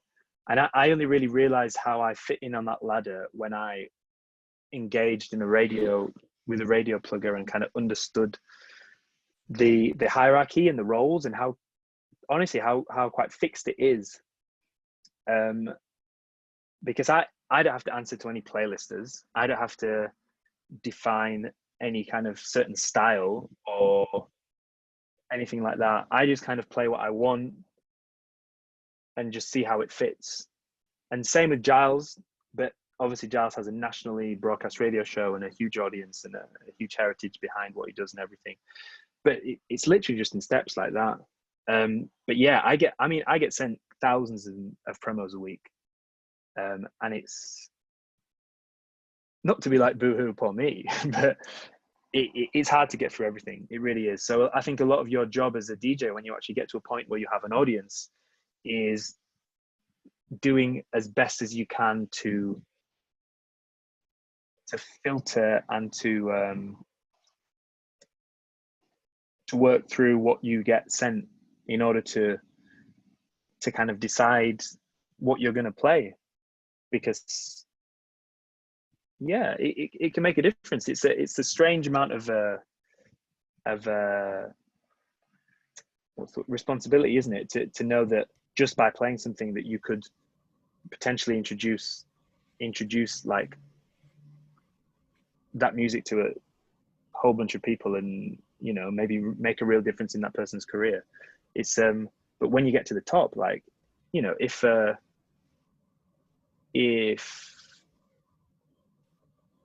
I mean, think of like in the US in a more commercial sense.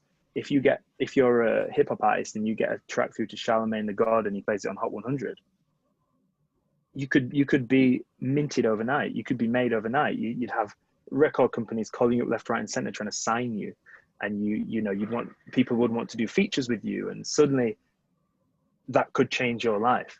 I'm not at that level. I'm not going to change anyone's life by playing their tune on NTS, but it's the first of a kind of step towards, I don't know, being part of that ecosystem.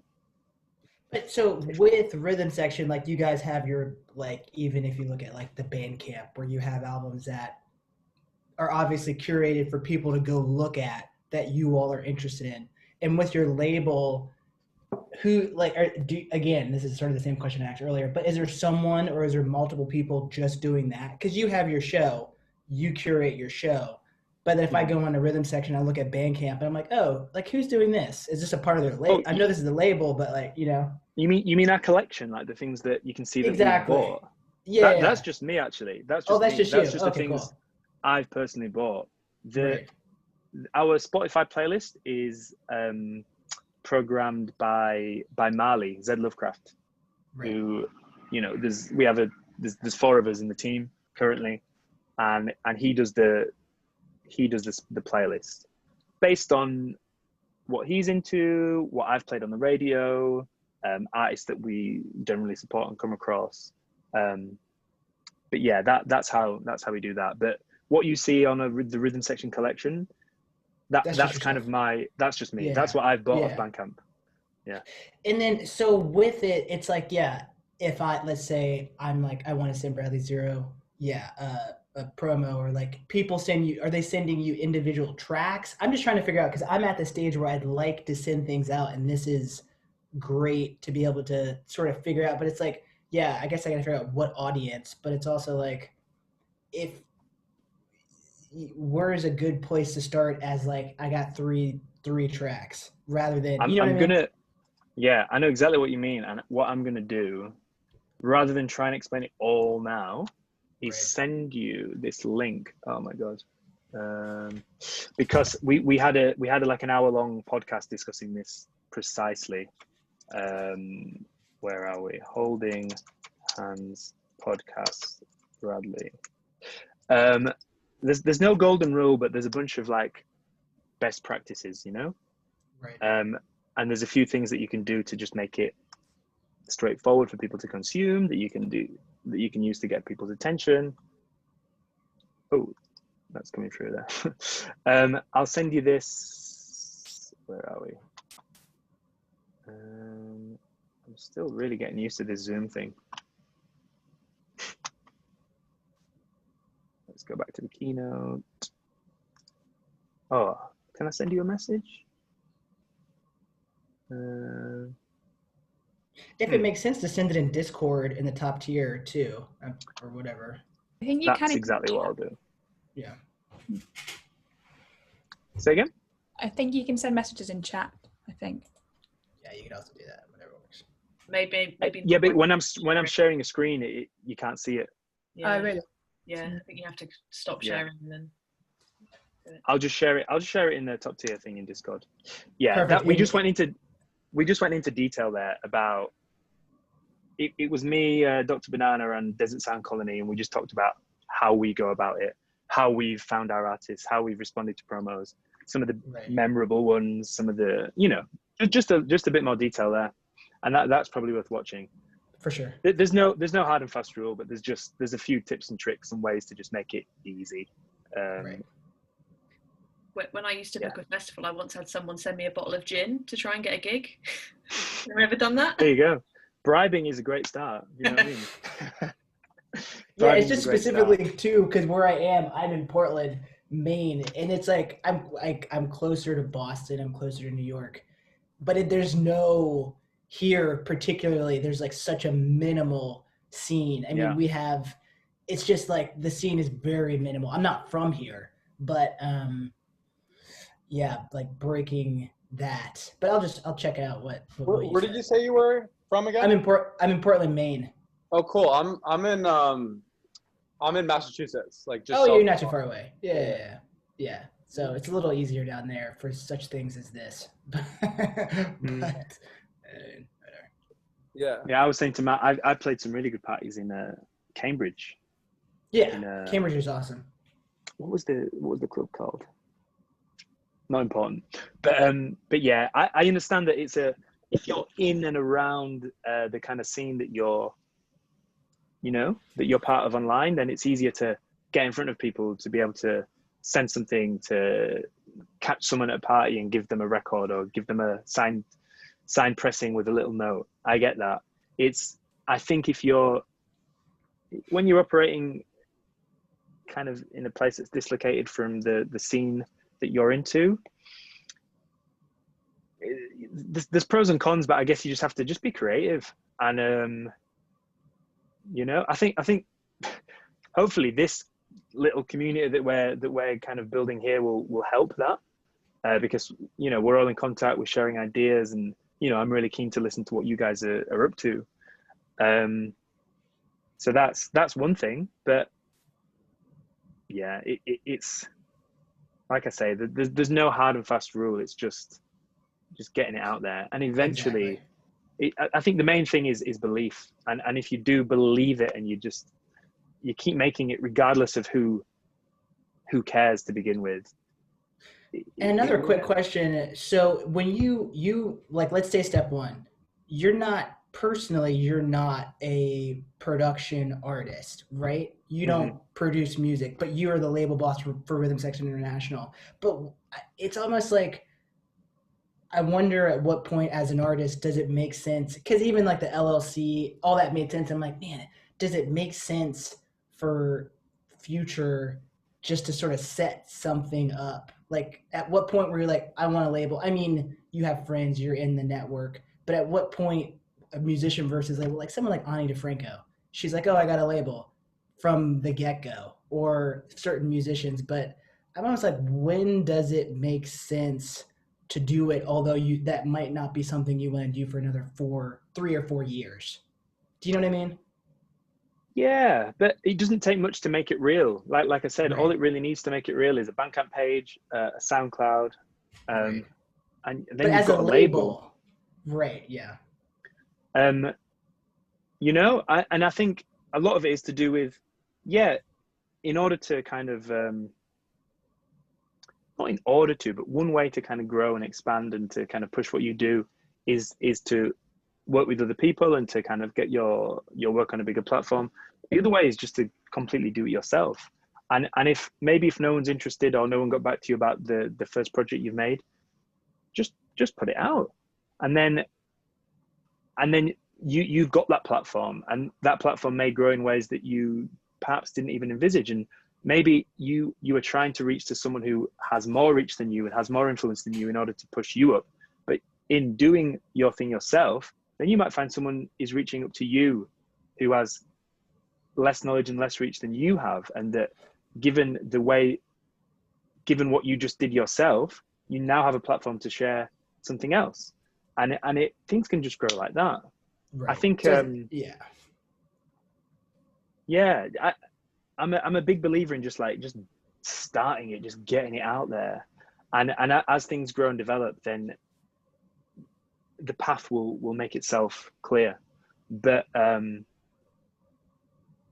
one thing is, from an artist perspective, and it's hard to say because I don't operate as an artist in that sense, but don't sit on things for too long. I've seen that so many times from people I work with, because I know that when you're a creator, you're constantly evolving, and the thing that you made last week might seem like 100 years old, and you might have made this EP and been trying to push it somewhere for like a year, and now you're making a totally different sound, and you've moved on and you've improved and you've got better. Just get it out there. And I know that's not the way for everyone to work. I know some people are very meticulous and precious and specific in the way that they produce things, but it's better out there than just sat around. Do you know what I mean? Right. And that's quite a kind of overarching comment to make, but I think it holds some weight in terms of just don't put all your hopes on someone else. There's definitely a whole network out there and people who want to support stuff and want to find it and want to share it, but you have to want to do that yourself too. And as much as it's a good thing to try and get it to the right people and to try and expand your reach, don't rely on them. It's just a tool when I say they're just a tool, it makes it sound like you're just using someone, but in terms of like getting the music out, there's one of many methods to get it out there. And there's some great people who are starting from absolutely nothing in terms of recognition or money, or without even doing anything on vinyl, like House of Altar, for example, who are just doing it just doing it in a grassroots style all themselves, and creating a platform as they go. And this is literally the how-to guide to do that. So Right. Yeah. Any more questions? No? Right, next slide. We're almost there, guys.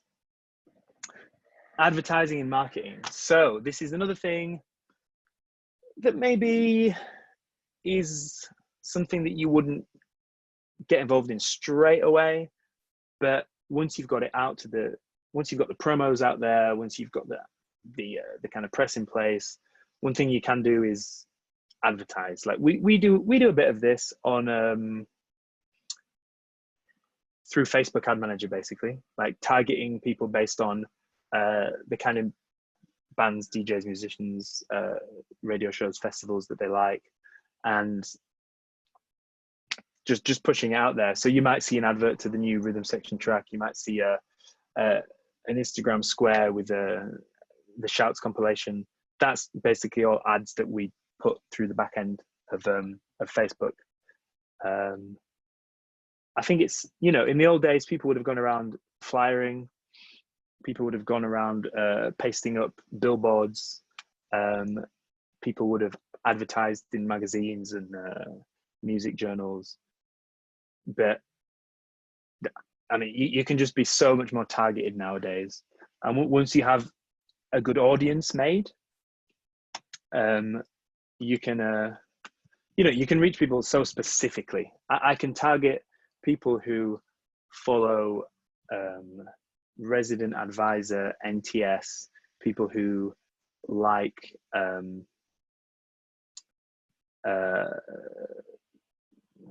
Fela Kuti and live in North America or Europe, and send an advert to them based on their location and time. That, like, you can really just target people quite precisely. So that's something that is useful.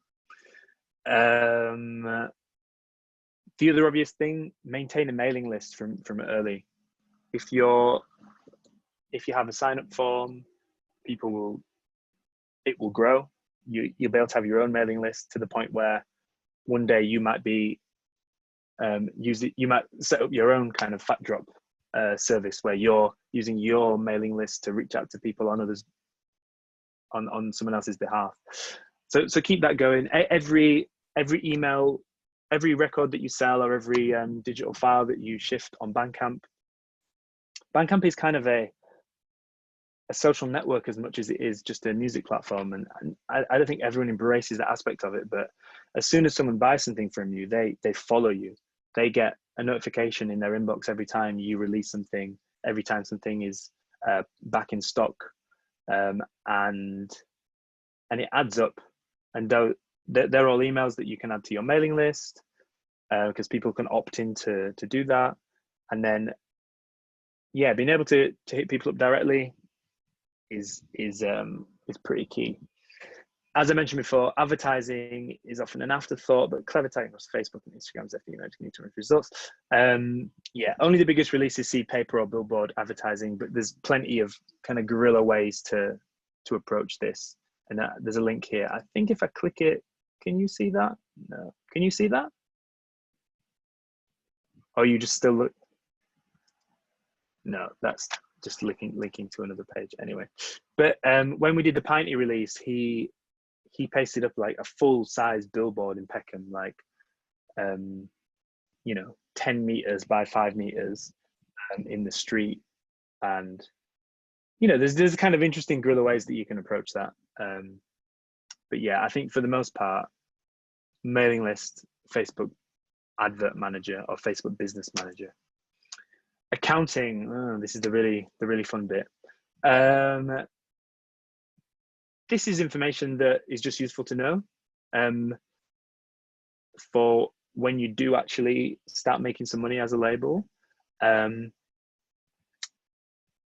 It's really important to keep on top of this because it's something that can come back to bite you, and it's something that if you don't have in place from the start can become a real mess. as generally in a contract for a label, the artist is entitled to audit the label. It's usually there's a limit to it. An artist can't request an audit every 6 months, but something like every year or every 18 months, they're entitled to audit the label, which essentially is asking for accountability of all the money and all the ins and all the outs. So if you don't have that, you can put yourself in a quite precarious situation where you're essentially open to being accused of, misappropriating funds, money laundering, not paying, all these things that you wouldn't want to do. So keep it ordered from the start. In most contracts, the label has to account to the artist every quarter or every half, every 6 months. Generally, there's a minimum number at which it would just roll over. So if an artist only made £15 in one quarter, it would just roll over to the next month, and then they might hit the minimum of like 50 or 30, say, and then they'd get paid in advance. So they get paid at that point. So you're not just constantly paying really small amounts, say 5 years after a release comes out. Royalties are to be offset against the production costs and advances. So yeah, the money that comes in is the royalties. The money that goes out would be the production costs and any advances involved. So you might have £1,000 production costs for vinyl. You might have £500 for promo. You might have, you might give a band a £2,000 advance towards recording. And then once those outgoings have been balanced, that's when a record is recouped. That's when it's in the positive, so to speak. And yeah, so it's important that those figures are included in a contract, and it's important that you know which costs are advances and which costs are just part of the label's contribution. Growing a team. So this is potentially way ahead in the future, but it's been probably the part of running a label that I've had to learn the most, like on the go, because like most things like this, you start this as an idea on your own, and then it gets to the point where you can't really handle it on your own, and then you need to get people in, and then you need to learn how to be in charge of people and deal with office politics and fairness and pay and equality and all these things that you never really thought about when you just wanted to put some music out that you liked. But yeah, building that strong team is an important part of growing a label, and the decisions that you do make will have a huge influence on the way that the label grows.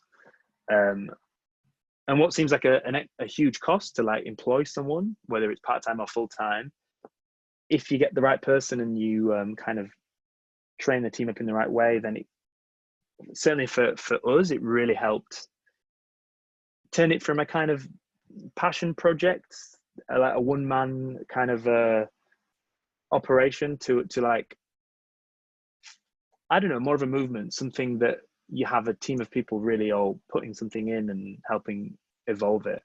And that, for Rhythm Section, that was the point at which it became real, it became yeah, like an entity rather than just a one person's idea. I guess this is more like general business advice, but if you do get to the point where you're looking for people to work for you, I think it's key to be honest about your own strengths and weaknesses. And you're not necessarily looking for someone who can just do what you do, but you're looking for someone who can do what you can't do. Fill the gaps and allow whatever you're doing to grow in a way that you couldn't do on your own. It's always quite daunting when it gets to that point, and it certainly was for me, because it takes a lot of time initially to bring someone in, to bring them up to speed, to find the right roles for them, to help them learn and develop as individuals, but also make them a kind of contributing, like, useful member of the team. But if you put the time in, certainly for me, it's paid off immensely. And also, if you are serious about starting a label and it's something you want to do in the future, it's just more fun. I mean, doing this on your own is definitely exciting, and I think that's how most people start. But you know, if there's one thing from this lockdown that I've learned, it's like being able to just bounce ideas off like friends, colleagues, have a kind of creative space to go to. It's like, it's invaluable. I've been sat in this room every day for the last, you know, 4 months on my own, and I'm kind of missing the gang. But yeah, hopefully some of you will get to meet everyone. We're moving into our new office in end of July, and the idea is that this space is going to be more of a kind of hangout space, more like somewhere between a Brownswood basement and tiny desk. It's going to be where we work, but it's also going to be where we're going to be able to do recording and to host workshops, have guests, record shows. Like, quite excited about that. And yeah, all that stuff comes from having a good team. In terms of delegation and expanding and outsourcing different aspects of the work, this is something that we've done, which has allowed us to kind of focus on the more creative side. So as I mentioned before, we work with K7 as what's called a label services partner. Again, this isn't something that you would do starting out unless you had a particularly big name and you just decided you wanted to start a label. But what label services does is kind of the full 360 of all the aspects I've talked about. So they're taking care of the distribution, the pressing, all the registering and royalty accounting, the collecting the money and distributing it through back to the artists, as well as helping us kind of plan you know, more intricate press campaigns, and just helping with the general direction, and on top of that, funding the label. So if we had a big project, say the next album we do with The Colours That Rise, we want to get them in, I mean, let's say we wanted to get them in Abbey Road for a weekend.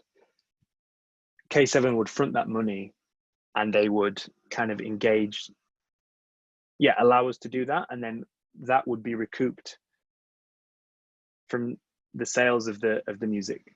So what they do for us as a label is take away a lot of that more meticulous kind of admin, so that we can focus more on the creative side, which was again a huge shift. And the same thing with another company called Record Science, who do all our Bandcamp postage. At the beginning, we were running to the post office every other day with a trolley full of records, while trying to keep on top of socials, while trying to promote the new record. Being able to kind of delegate those tasks really helps. And these are things that you wouldn't need to necessarily think of at first, but I didn't know this until they approached us. And it's kind of a useful thing to have in mind, if, you know, as and when things grow, that you can, there's structures in place for this stuff to be taken care of. And yeah, it allows us to stick to the creative fun stuff. Moving into an office. Oh, really quick question. Yeah. With like budgeting, particularly for like vinyl and physical stuff, do you have to budget for a certain amount of like lost stock, or like things going missing in the post? Like, because I've had 2 orders recently from other labels where I've ended up getting them twice. Really? Yeah, and it just made me think, like, this is actually quite a lot of money's worth of stuff that is just like. Yeah, well, when it comes to numbers, a lot of it is a guess. The great thing with digital is there's no overheads, so you can't sell out of WAVs. You know what I mean?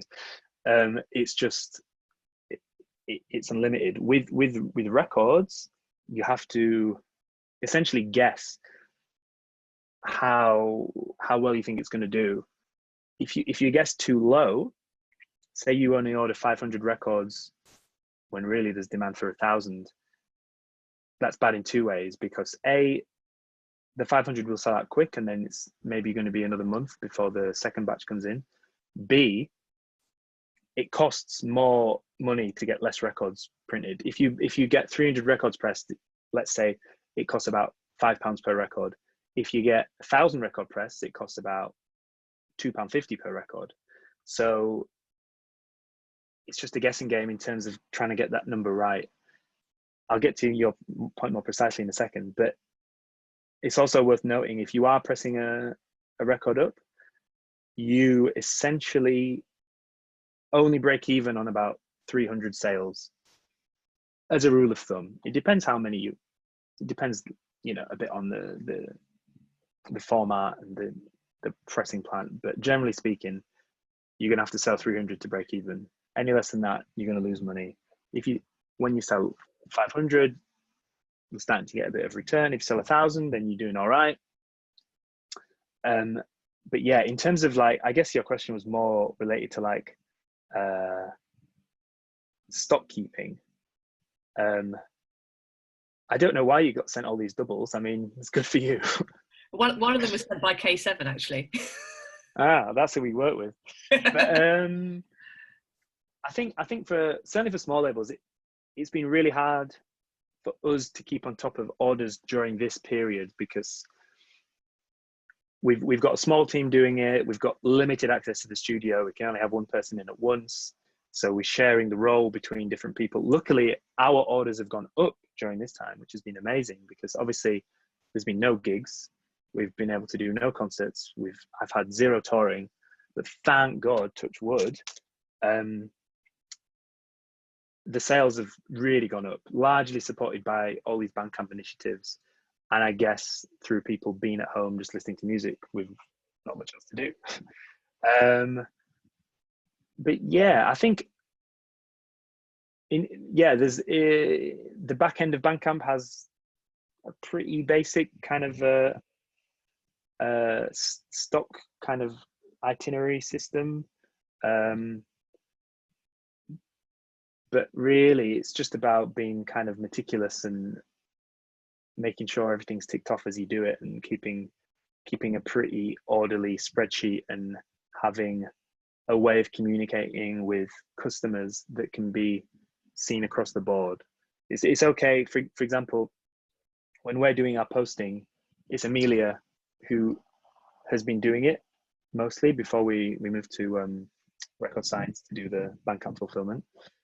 But if since we went back to our office and started sharing it, she might send someone an email saying, hey, sorry for the delay. We've had limited access to the studio. I'll get that sent out to you this afternoon. But she sends that from her email. That means that Emily didn't see it. So Emily sees the same email and says, hey, sorry for the delay. We had a bit of a problem with access to the studio. I'll get this sent out to you tomorrow. So one kind of easily fixable and slightly boring logistical thing is just to have a shared email. Like if you email info@wearerhythm section, that goes to everyone. And if we email from info@rhythm section, everyone can see it. So that's one reason to have that's one reason to register your own domain name. And a little trick as things grow is just to have that shared email so everyone can see it. Not the most exciting tip, but a useful one. Where are we? Yeah, so just in terms of how we grew, oh, wait 1 sec, let me just move this, we can't see. In terms of how we grew, as a label, as the team grew, it started off on my kitchen table and it existed there for a few years. We then graduated from the kitchen table to a coffee shop where we would, order one Americano an hour and just milk it. And then eventually we got through to, we got the opportunity to move into an office. And that's the time that we also started the studio. And again, it was one of those big steps forward, big expensive steps forward, going from paying nothing to paying, well, half of you live in London, you know it's not cheap, but paying a lot of rent to have office space. But again, that was like similar to the sense of like being able to grow a team and have a purpose. Having our own space, just again, it made it feel more real. It made it feel like there's something about just having a concrete bricks and mortar kind of space that's yours, that just it's gone from like a fun project to an actual business. And I think we just all took ourselves a bit more seriously when we had an office, when we had a place to go, when we could invite people around, when we could, you know, store the merch, put our posters on the wall, have a DJ set up that people can play in, have friends come in and out of the studio, have just build a bit of a hub and a community and something tangible. And that was a huge thing for us.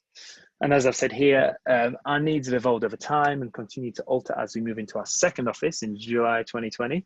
So we're about to move again, which is exciting. And as I said, this place is more of an open plan, lounge meets office meets performance space. The main reasons for that being to be able to like stream stuff during this downtime and to be able to make the most out of a lot of the bands and DJs that were around, and rather than just complaining about not being able to go to the shows or put on any events, we can actually kind of start to host things ourselves, as well as getting people in to do more workshops and stuff. And I think we're almost there. This has been a long one. The studio, yeah, that's just basically carrying on from what I was saying.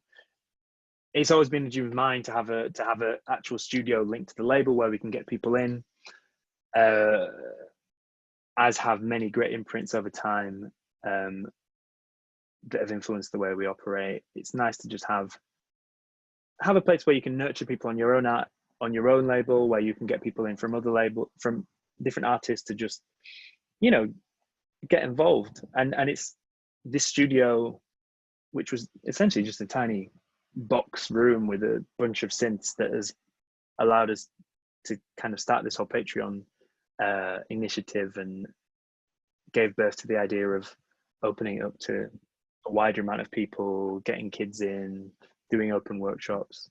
And yeah, it's I think a beautiful culture can emerge from a place like that. And we never really thought of it as a commercial project. It's, you know, charging like £50 for a day in the studio, it's never gonna, you know, it's not gonna pay for much, but it just grows the circle. It just allows allows us to kind of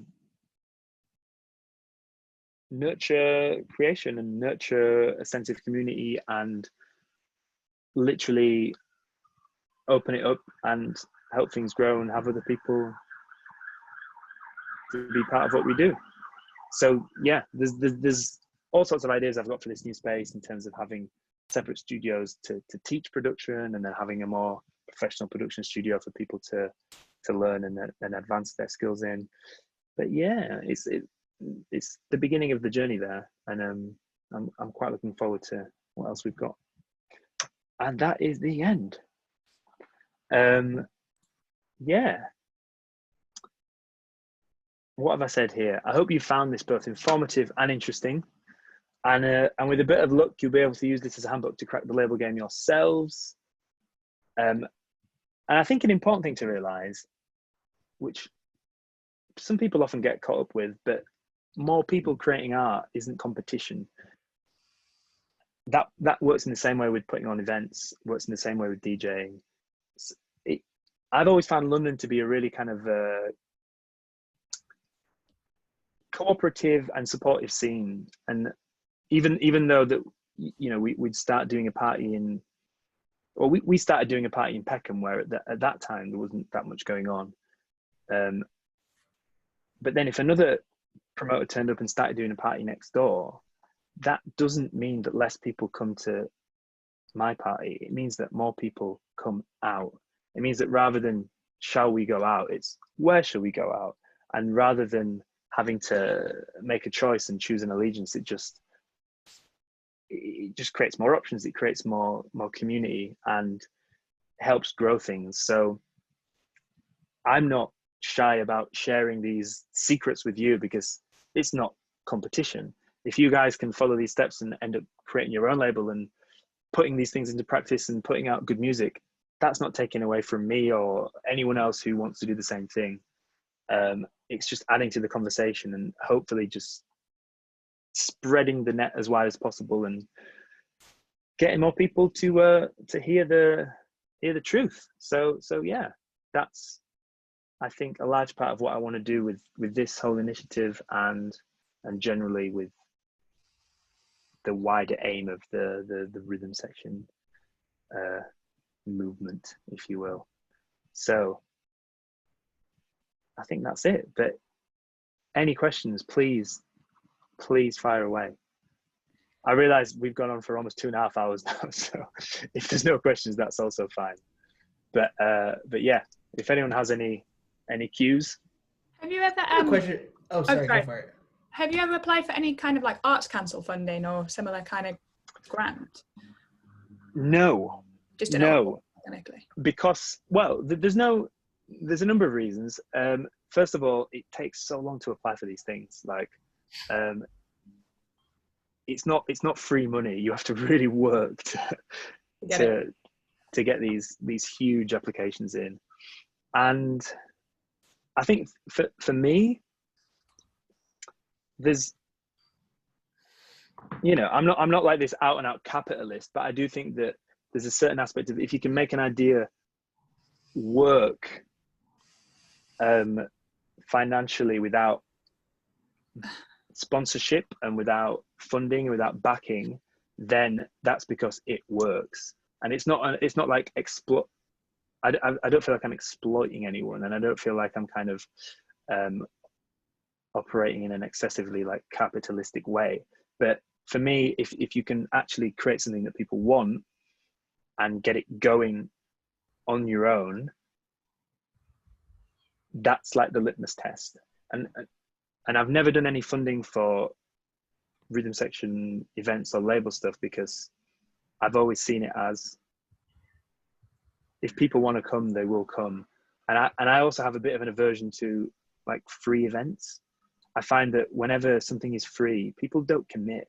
If you put this like free night where hosted by the Arts Council at the ICA, people come for half an hour and then they move on, and it doesn't have the same kind of status. Or I don't want to.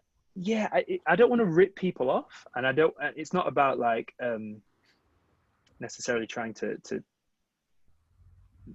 make it like a hard level of entry, but certainly for events, I'm a big believer in like the long form journey of a night.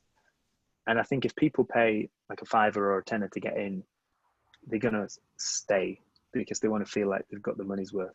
Whereas when it's a free event sponsored by Budweiser with, free cans for the first 100 people, you turn up, you drink your beer, and you go. And I've always just been more of a believer in like actually getting people to commit to something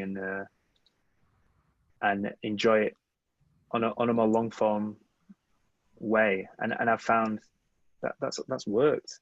And I've also seen the other side of this, and because I worked at Boiler Room for years, and we'd have free sponsored events where you signed up to a limited amount of guest lists, and it was sponsored by Ballantine's, and there was free whiskey everywhere, and it just detracts from the actual core of what you're doing. And I think most people want to actually support the music, and no one wants to be ripped off. No one wants to be charged like 30 quid to see some DJs, but I don't think people mind paying 5 quid, 10 quid. And I'm quite a demanding host. I want people to commit. But at the same time, I will really try and create an environment that makes you want to stay. In terms of this initiative, though, in a similar way to what I said in terms of testing it out in a way that is self-sufficient, what I want to do is, what I am doing is kind of diving in right at the deep end, thanks to you guys who all signed up, and making this, or at least trying to make this, a viable, self-supporting initiative. This is 100% not for, this isn't like a money grab. It's, I mean, I could show you the financial back end of, but this will barely pay for itself, but that's not the point. I want to have it to pay for itself, to prove that it's an idea that can work and that can be scaled.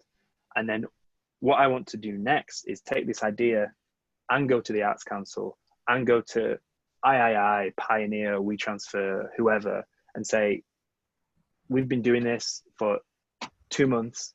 We have X amount of people signed up. We've delivered X, Y, Z, and this is what we want to do. I.e., we want to expand it to people who have no money, to people who've had no access in the past, to kids who haven't had the insight, but have not had the chance to engage with any of this stuff as a actual, you know, potential avenue of exploration, employment. And so that's the next phase. And for that, I want to go in hard with the funding. I want to be able to build a studio to get, you know, kids from local areas to be able to learn how to produce a radio show, to be able to learn how to produce music using Ableton Push, to show them how CDJs work, to be able to like do a presentation to a local youth group about how to work in radio or what a record label is. And for that, I want to get all the funding I can. And the next phase is to try and, once this has been like tested out, and there's still many things that need to be tweaked, and I've been quite open with you all about how this is like a big work in progress, and there's already a few things that I can see need to be tweaked in terms of the tiers and in terms of the localities and the contact and all that kind of stuff, and it will come in the next few weeks. But yeah, I want to expand this, and I want this is the first project that I want to actually try and engage lots of funding, and it will probably involve starting a charity or a community, what do you call it, community interest company. And if anyone has more tips on that, I'm all ears. I am a lawyer, so I know a little bit about it, actually, if I can speak to you. Yeah. They're very complicated, a little bit. Yeah. I've heard. That's the next phase, and we're talking hopefully in the next couple of months, because once we've got, basically it was quite a lot to announce this and to kind of scramble to make it all real, and to you know, get the conversations going and get people inducted and get people in the studio. But yeah, the next phase is to actually reach out, and that's essentially the point of this thing, to be able to level the playing field a bit. But I can't just dive in and change the industry overnight. It has to come from kind of you know, actually understanding what I'm trying to do and learning a bit about how to share knowledge. A question regarding the studio. So with continuity in rhythm section, there is quite a bit with the sound. So like, for example, Hyatt, did he do that in London at the studio, or he did that in New Orleans? He did that in New Orleans, yeah. But it's so weird, because it's like, if you can just, explain that. Yeah, there is, I agree that there's something that ties a lot of the releases together, but it's quite hard to define it. And you know, and if you listen to the back catalog, there's everything from like, you know, techno to R&B and neo soul, but yeah, there's a thread. I haven't managed to quite define what the thread is, but one thing that is quite funny, sometimes when we get demos, you can see that people have just tried to make a rhythm section record. And to me, when I hear that, it's almost like cringy. It's like they've tried to encapsulate what we do and to provide something for us to consume ready to go. And that's not what I'm looking for. I'm not looking out for stuff that just sounds like what we've done in the past, or is a kind of pastiche or an homage to what we've released up to now. It could be, it's quite an abstract thing, but there might just be an element of the way that something sounds, or something about the way it's put together that just reverberates. And certainly if I'm listening to demos, I almost feel really dismissive of the things that have tried too hard to just sound like Rhythm Section. And I'd much rather hear something completely new that had an aspect that just reverberated within me, than just try and hear someone who's created like a kind of Henry Wu wannabe, like broken beat track with, you know what I mean? But you don't, but you do you have someone that masters everything for you all specifically? Because that could be it too. Because it's like, you know. Yeah, we do. We work with the Carvery, Frank Merritt at the Carvery, who does all our mastering. So yeah, you could argue that, but I think, like I say, mastering is this dark art, and I don't think many people could listen to a record and tell who mastered it. Right. I think it essentially, in a kind of an egotistical way, just comes down to my taste, and there's probably some abstract quality that I'm looking out for that I haven't even quite identified, that is obviously present across the board because I have the final say. Do you know what I mean? I mean, I'm just looking at different labels like Future Times or Mood Hut, or like they have that as well, or like something like Stone's Throw, where it's like really quite diverse, where I'm not like that. Like I am with Rhythm Section. I'm like, Stone's Throw, I could be like, oh, I had no idea that was Stone's Throw, you know? But I think that's the thing about it, with me thinking about like, oh, collaboration, and when it makes sense, when with different artists, to just be like, okay, it makes more sense for us to own this as a team, but have a central, like, because you're the central leader of Rhythm Section, right? And for you hear it, you say yes, no, or is it a team that hears it with you?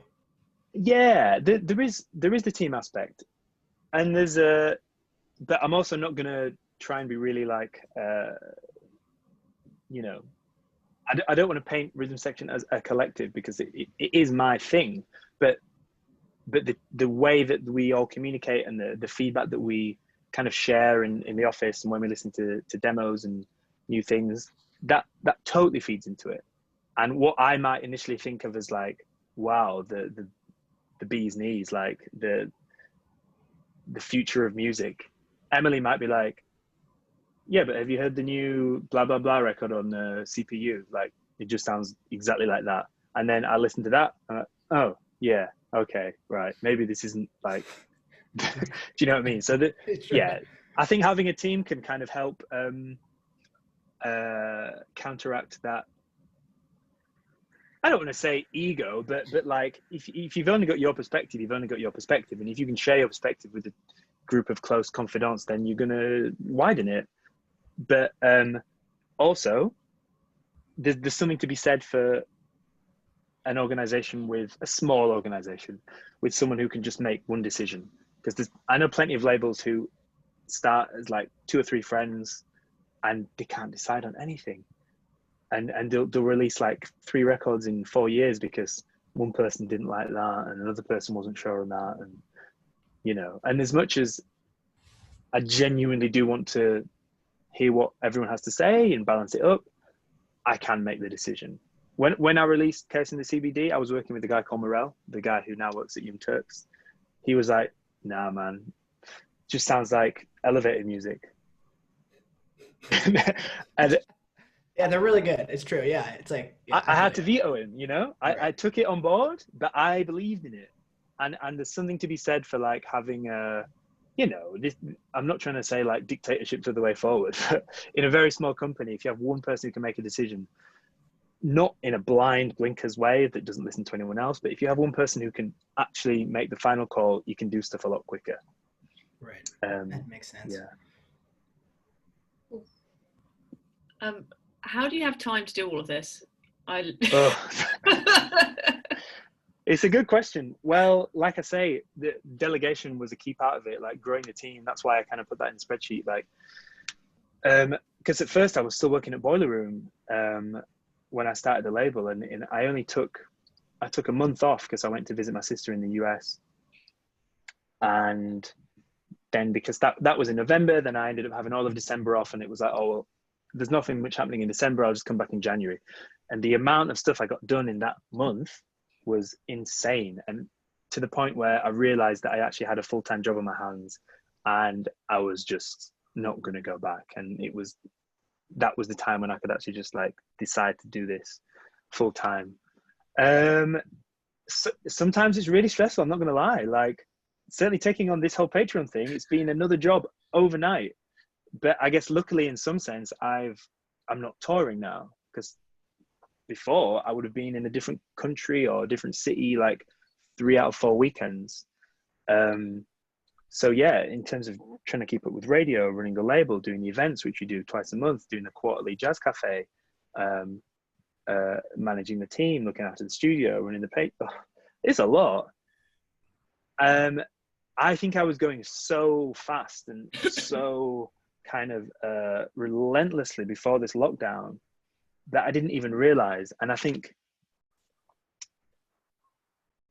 I didn't realize because there was no like overnight success. I think a lot of people who get into this industry from like releasing like a big hit burn out because it happens overnight. You know, you might be producing in your bedroom for like 5-10 years, and then you release a big track, and then you've got 20 festivals in summer, you're in a different country every month, and it's just like, whoa. And then, you know, you might start like dabbling in drugs to give you a bit of energy to go through, and then before you know it, that catches up on you. And then can you imagine, like, it's a pretty standard story for people to have that kind of success and just be completely overwhelmed by it. But because I never released a record myself, I never had this like hit single overnight success, it's just been a very slow thing. But having actually stayed still at the beginning of the lockdown, I just let out the biggest sigh of like, oh, you know what I mean? Where I just realized how fast I'd been going. Like, and that was quite an eye-opener. And I want to be able to try and find a healthy balance in the future, and also to trust more people, to bring more people in, to delegate further, still have like a creative input, but to be able to share the workload and the creative aspect of it. And you know, I have like I said, I have a team of 3 people helping me. Marley runs the studio, Amelia does the socials, Emily is essentially my assistant, so she'll go through my inbox and let me know what I need to reply to and give me a roundup of like what I need to do that week. And then they all also take care of releases individually. So Emily did the Colours That Rise, Marley's working on the next what have we got coming up? Jordan Rakai. And Amelia's working on this new record with Mike, who you might have seen him do the stream that we did on Boiler Room in April, May, with Free Love. And it's spelled MMYYKK. He's from Minneapolis, incredible musician. So everyone, how it works now is everyone is kind of assigned a release. Oh, drop my earplug, 1 sec. Everyone's kind of assigned a release, and then they oversee it, and I chime in when needed. But it's a lot. I'm busy. So in the future too, so this one, so label, I forget how it worked. We voted through the platform, the label won, right? And then is that going to be the general discussion? Are we going to run through those next? Is that the plan? So the plan is completely evolving. I don't have a set plan in place. I really want to just kind of see how it goes and get feedback. I think there's definitely a couple of topics there that I think a lot of people are interested in hearing about, which especially the DJ one, which I think is worth doing. But another thing I'm going to do, and that I've also got a lot of interest already in, is having people come to do masterclasses. So it's not just me or one of the team talking every month. It's someone talking about specific things. So for example, I saw Beans from Case in the CBD the other day. He's keen to do a masterclass on drum programming. I saw Jordan Rakai. He's going to help do something around like recording vocals at home. I want to get my management and agency involved to kind of do an introduction as to what happens in a DJ agency and what a manager does, because I only learned what a manager does last year. Things like that. So there's a big list of people, some who run labels, some who are producers, some who are like industry insiders, kind of tech aspects of it. That is going to be something hopefully will happen really soon. And yeah, as for the internally presented workshops, if you have any ideas, honestly, just chime in on the Discord or send me a message, and then we can put those things up to vote, just because I think it's the fairest way to see what the general consensus is. But that's the rough plan. Yeah. And I wonder too, is everyone in here a producer or a musician, or people in this? Just so I'm wondering. Yeah, I'm a producer and a DJ.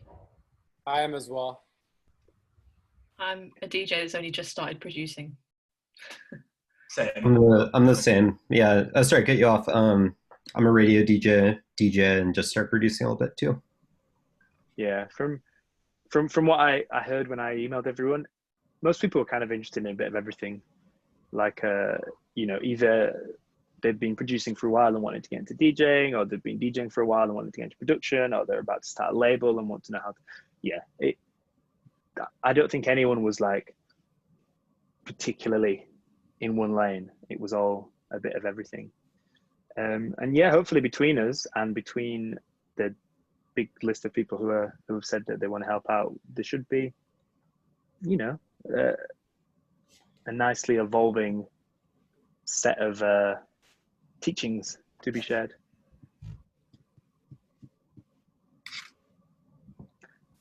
And if that's it, unless there's one more question. Cool. Well, this was fun. This is my first lesson, guys, ever. Thank you so much.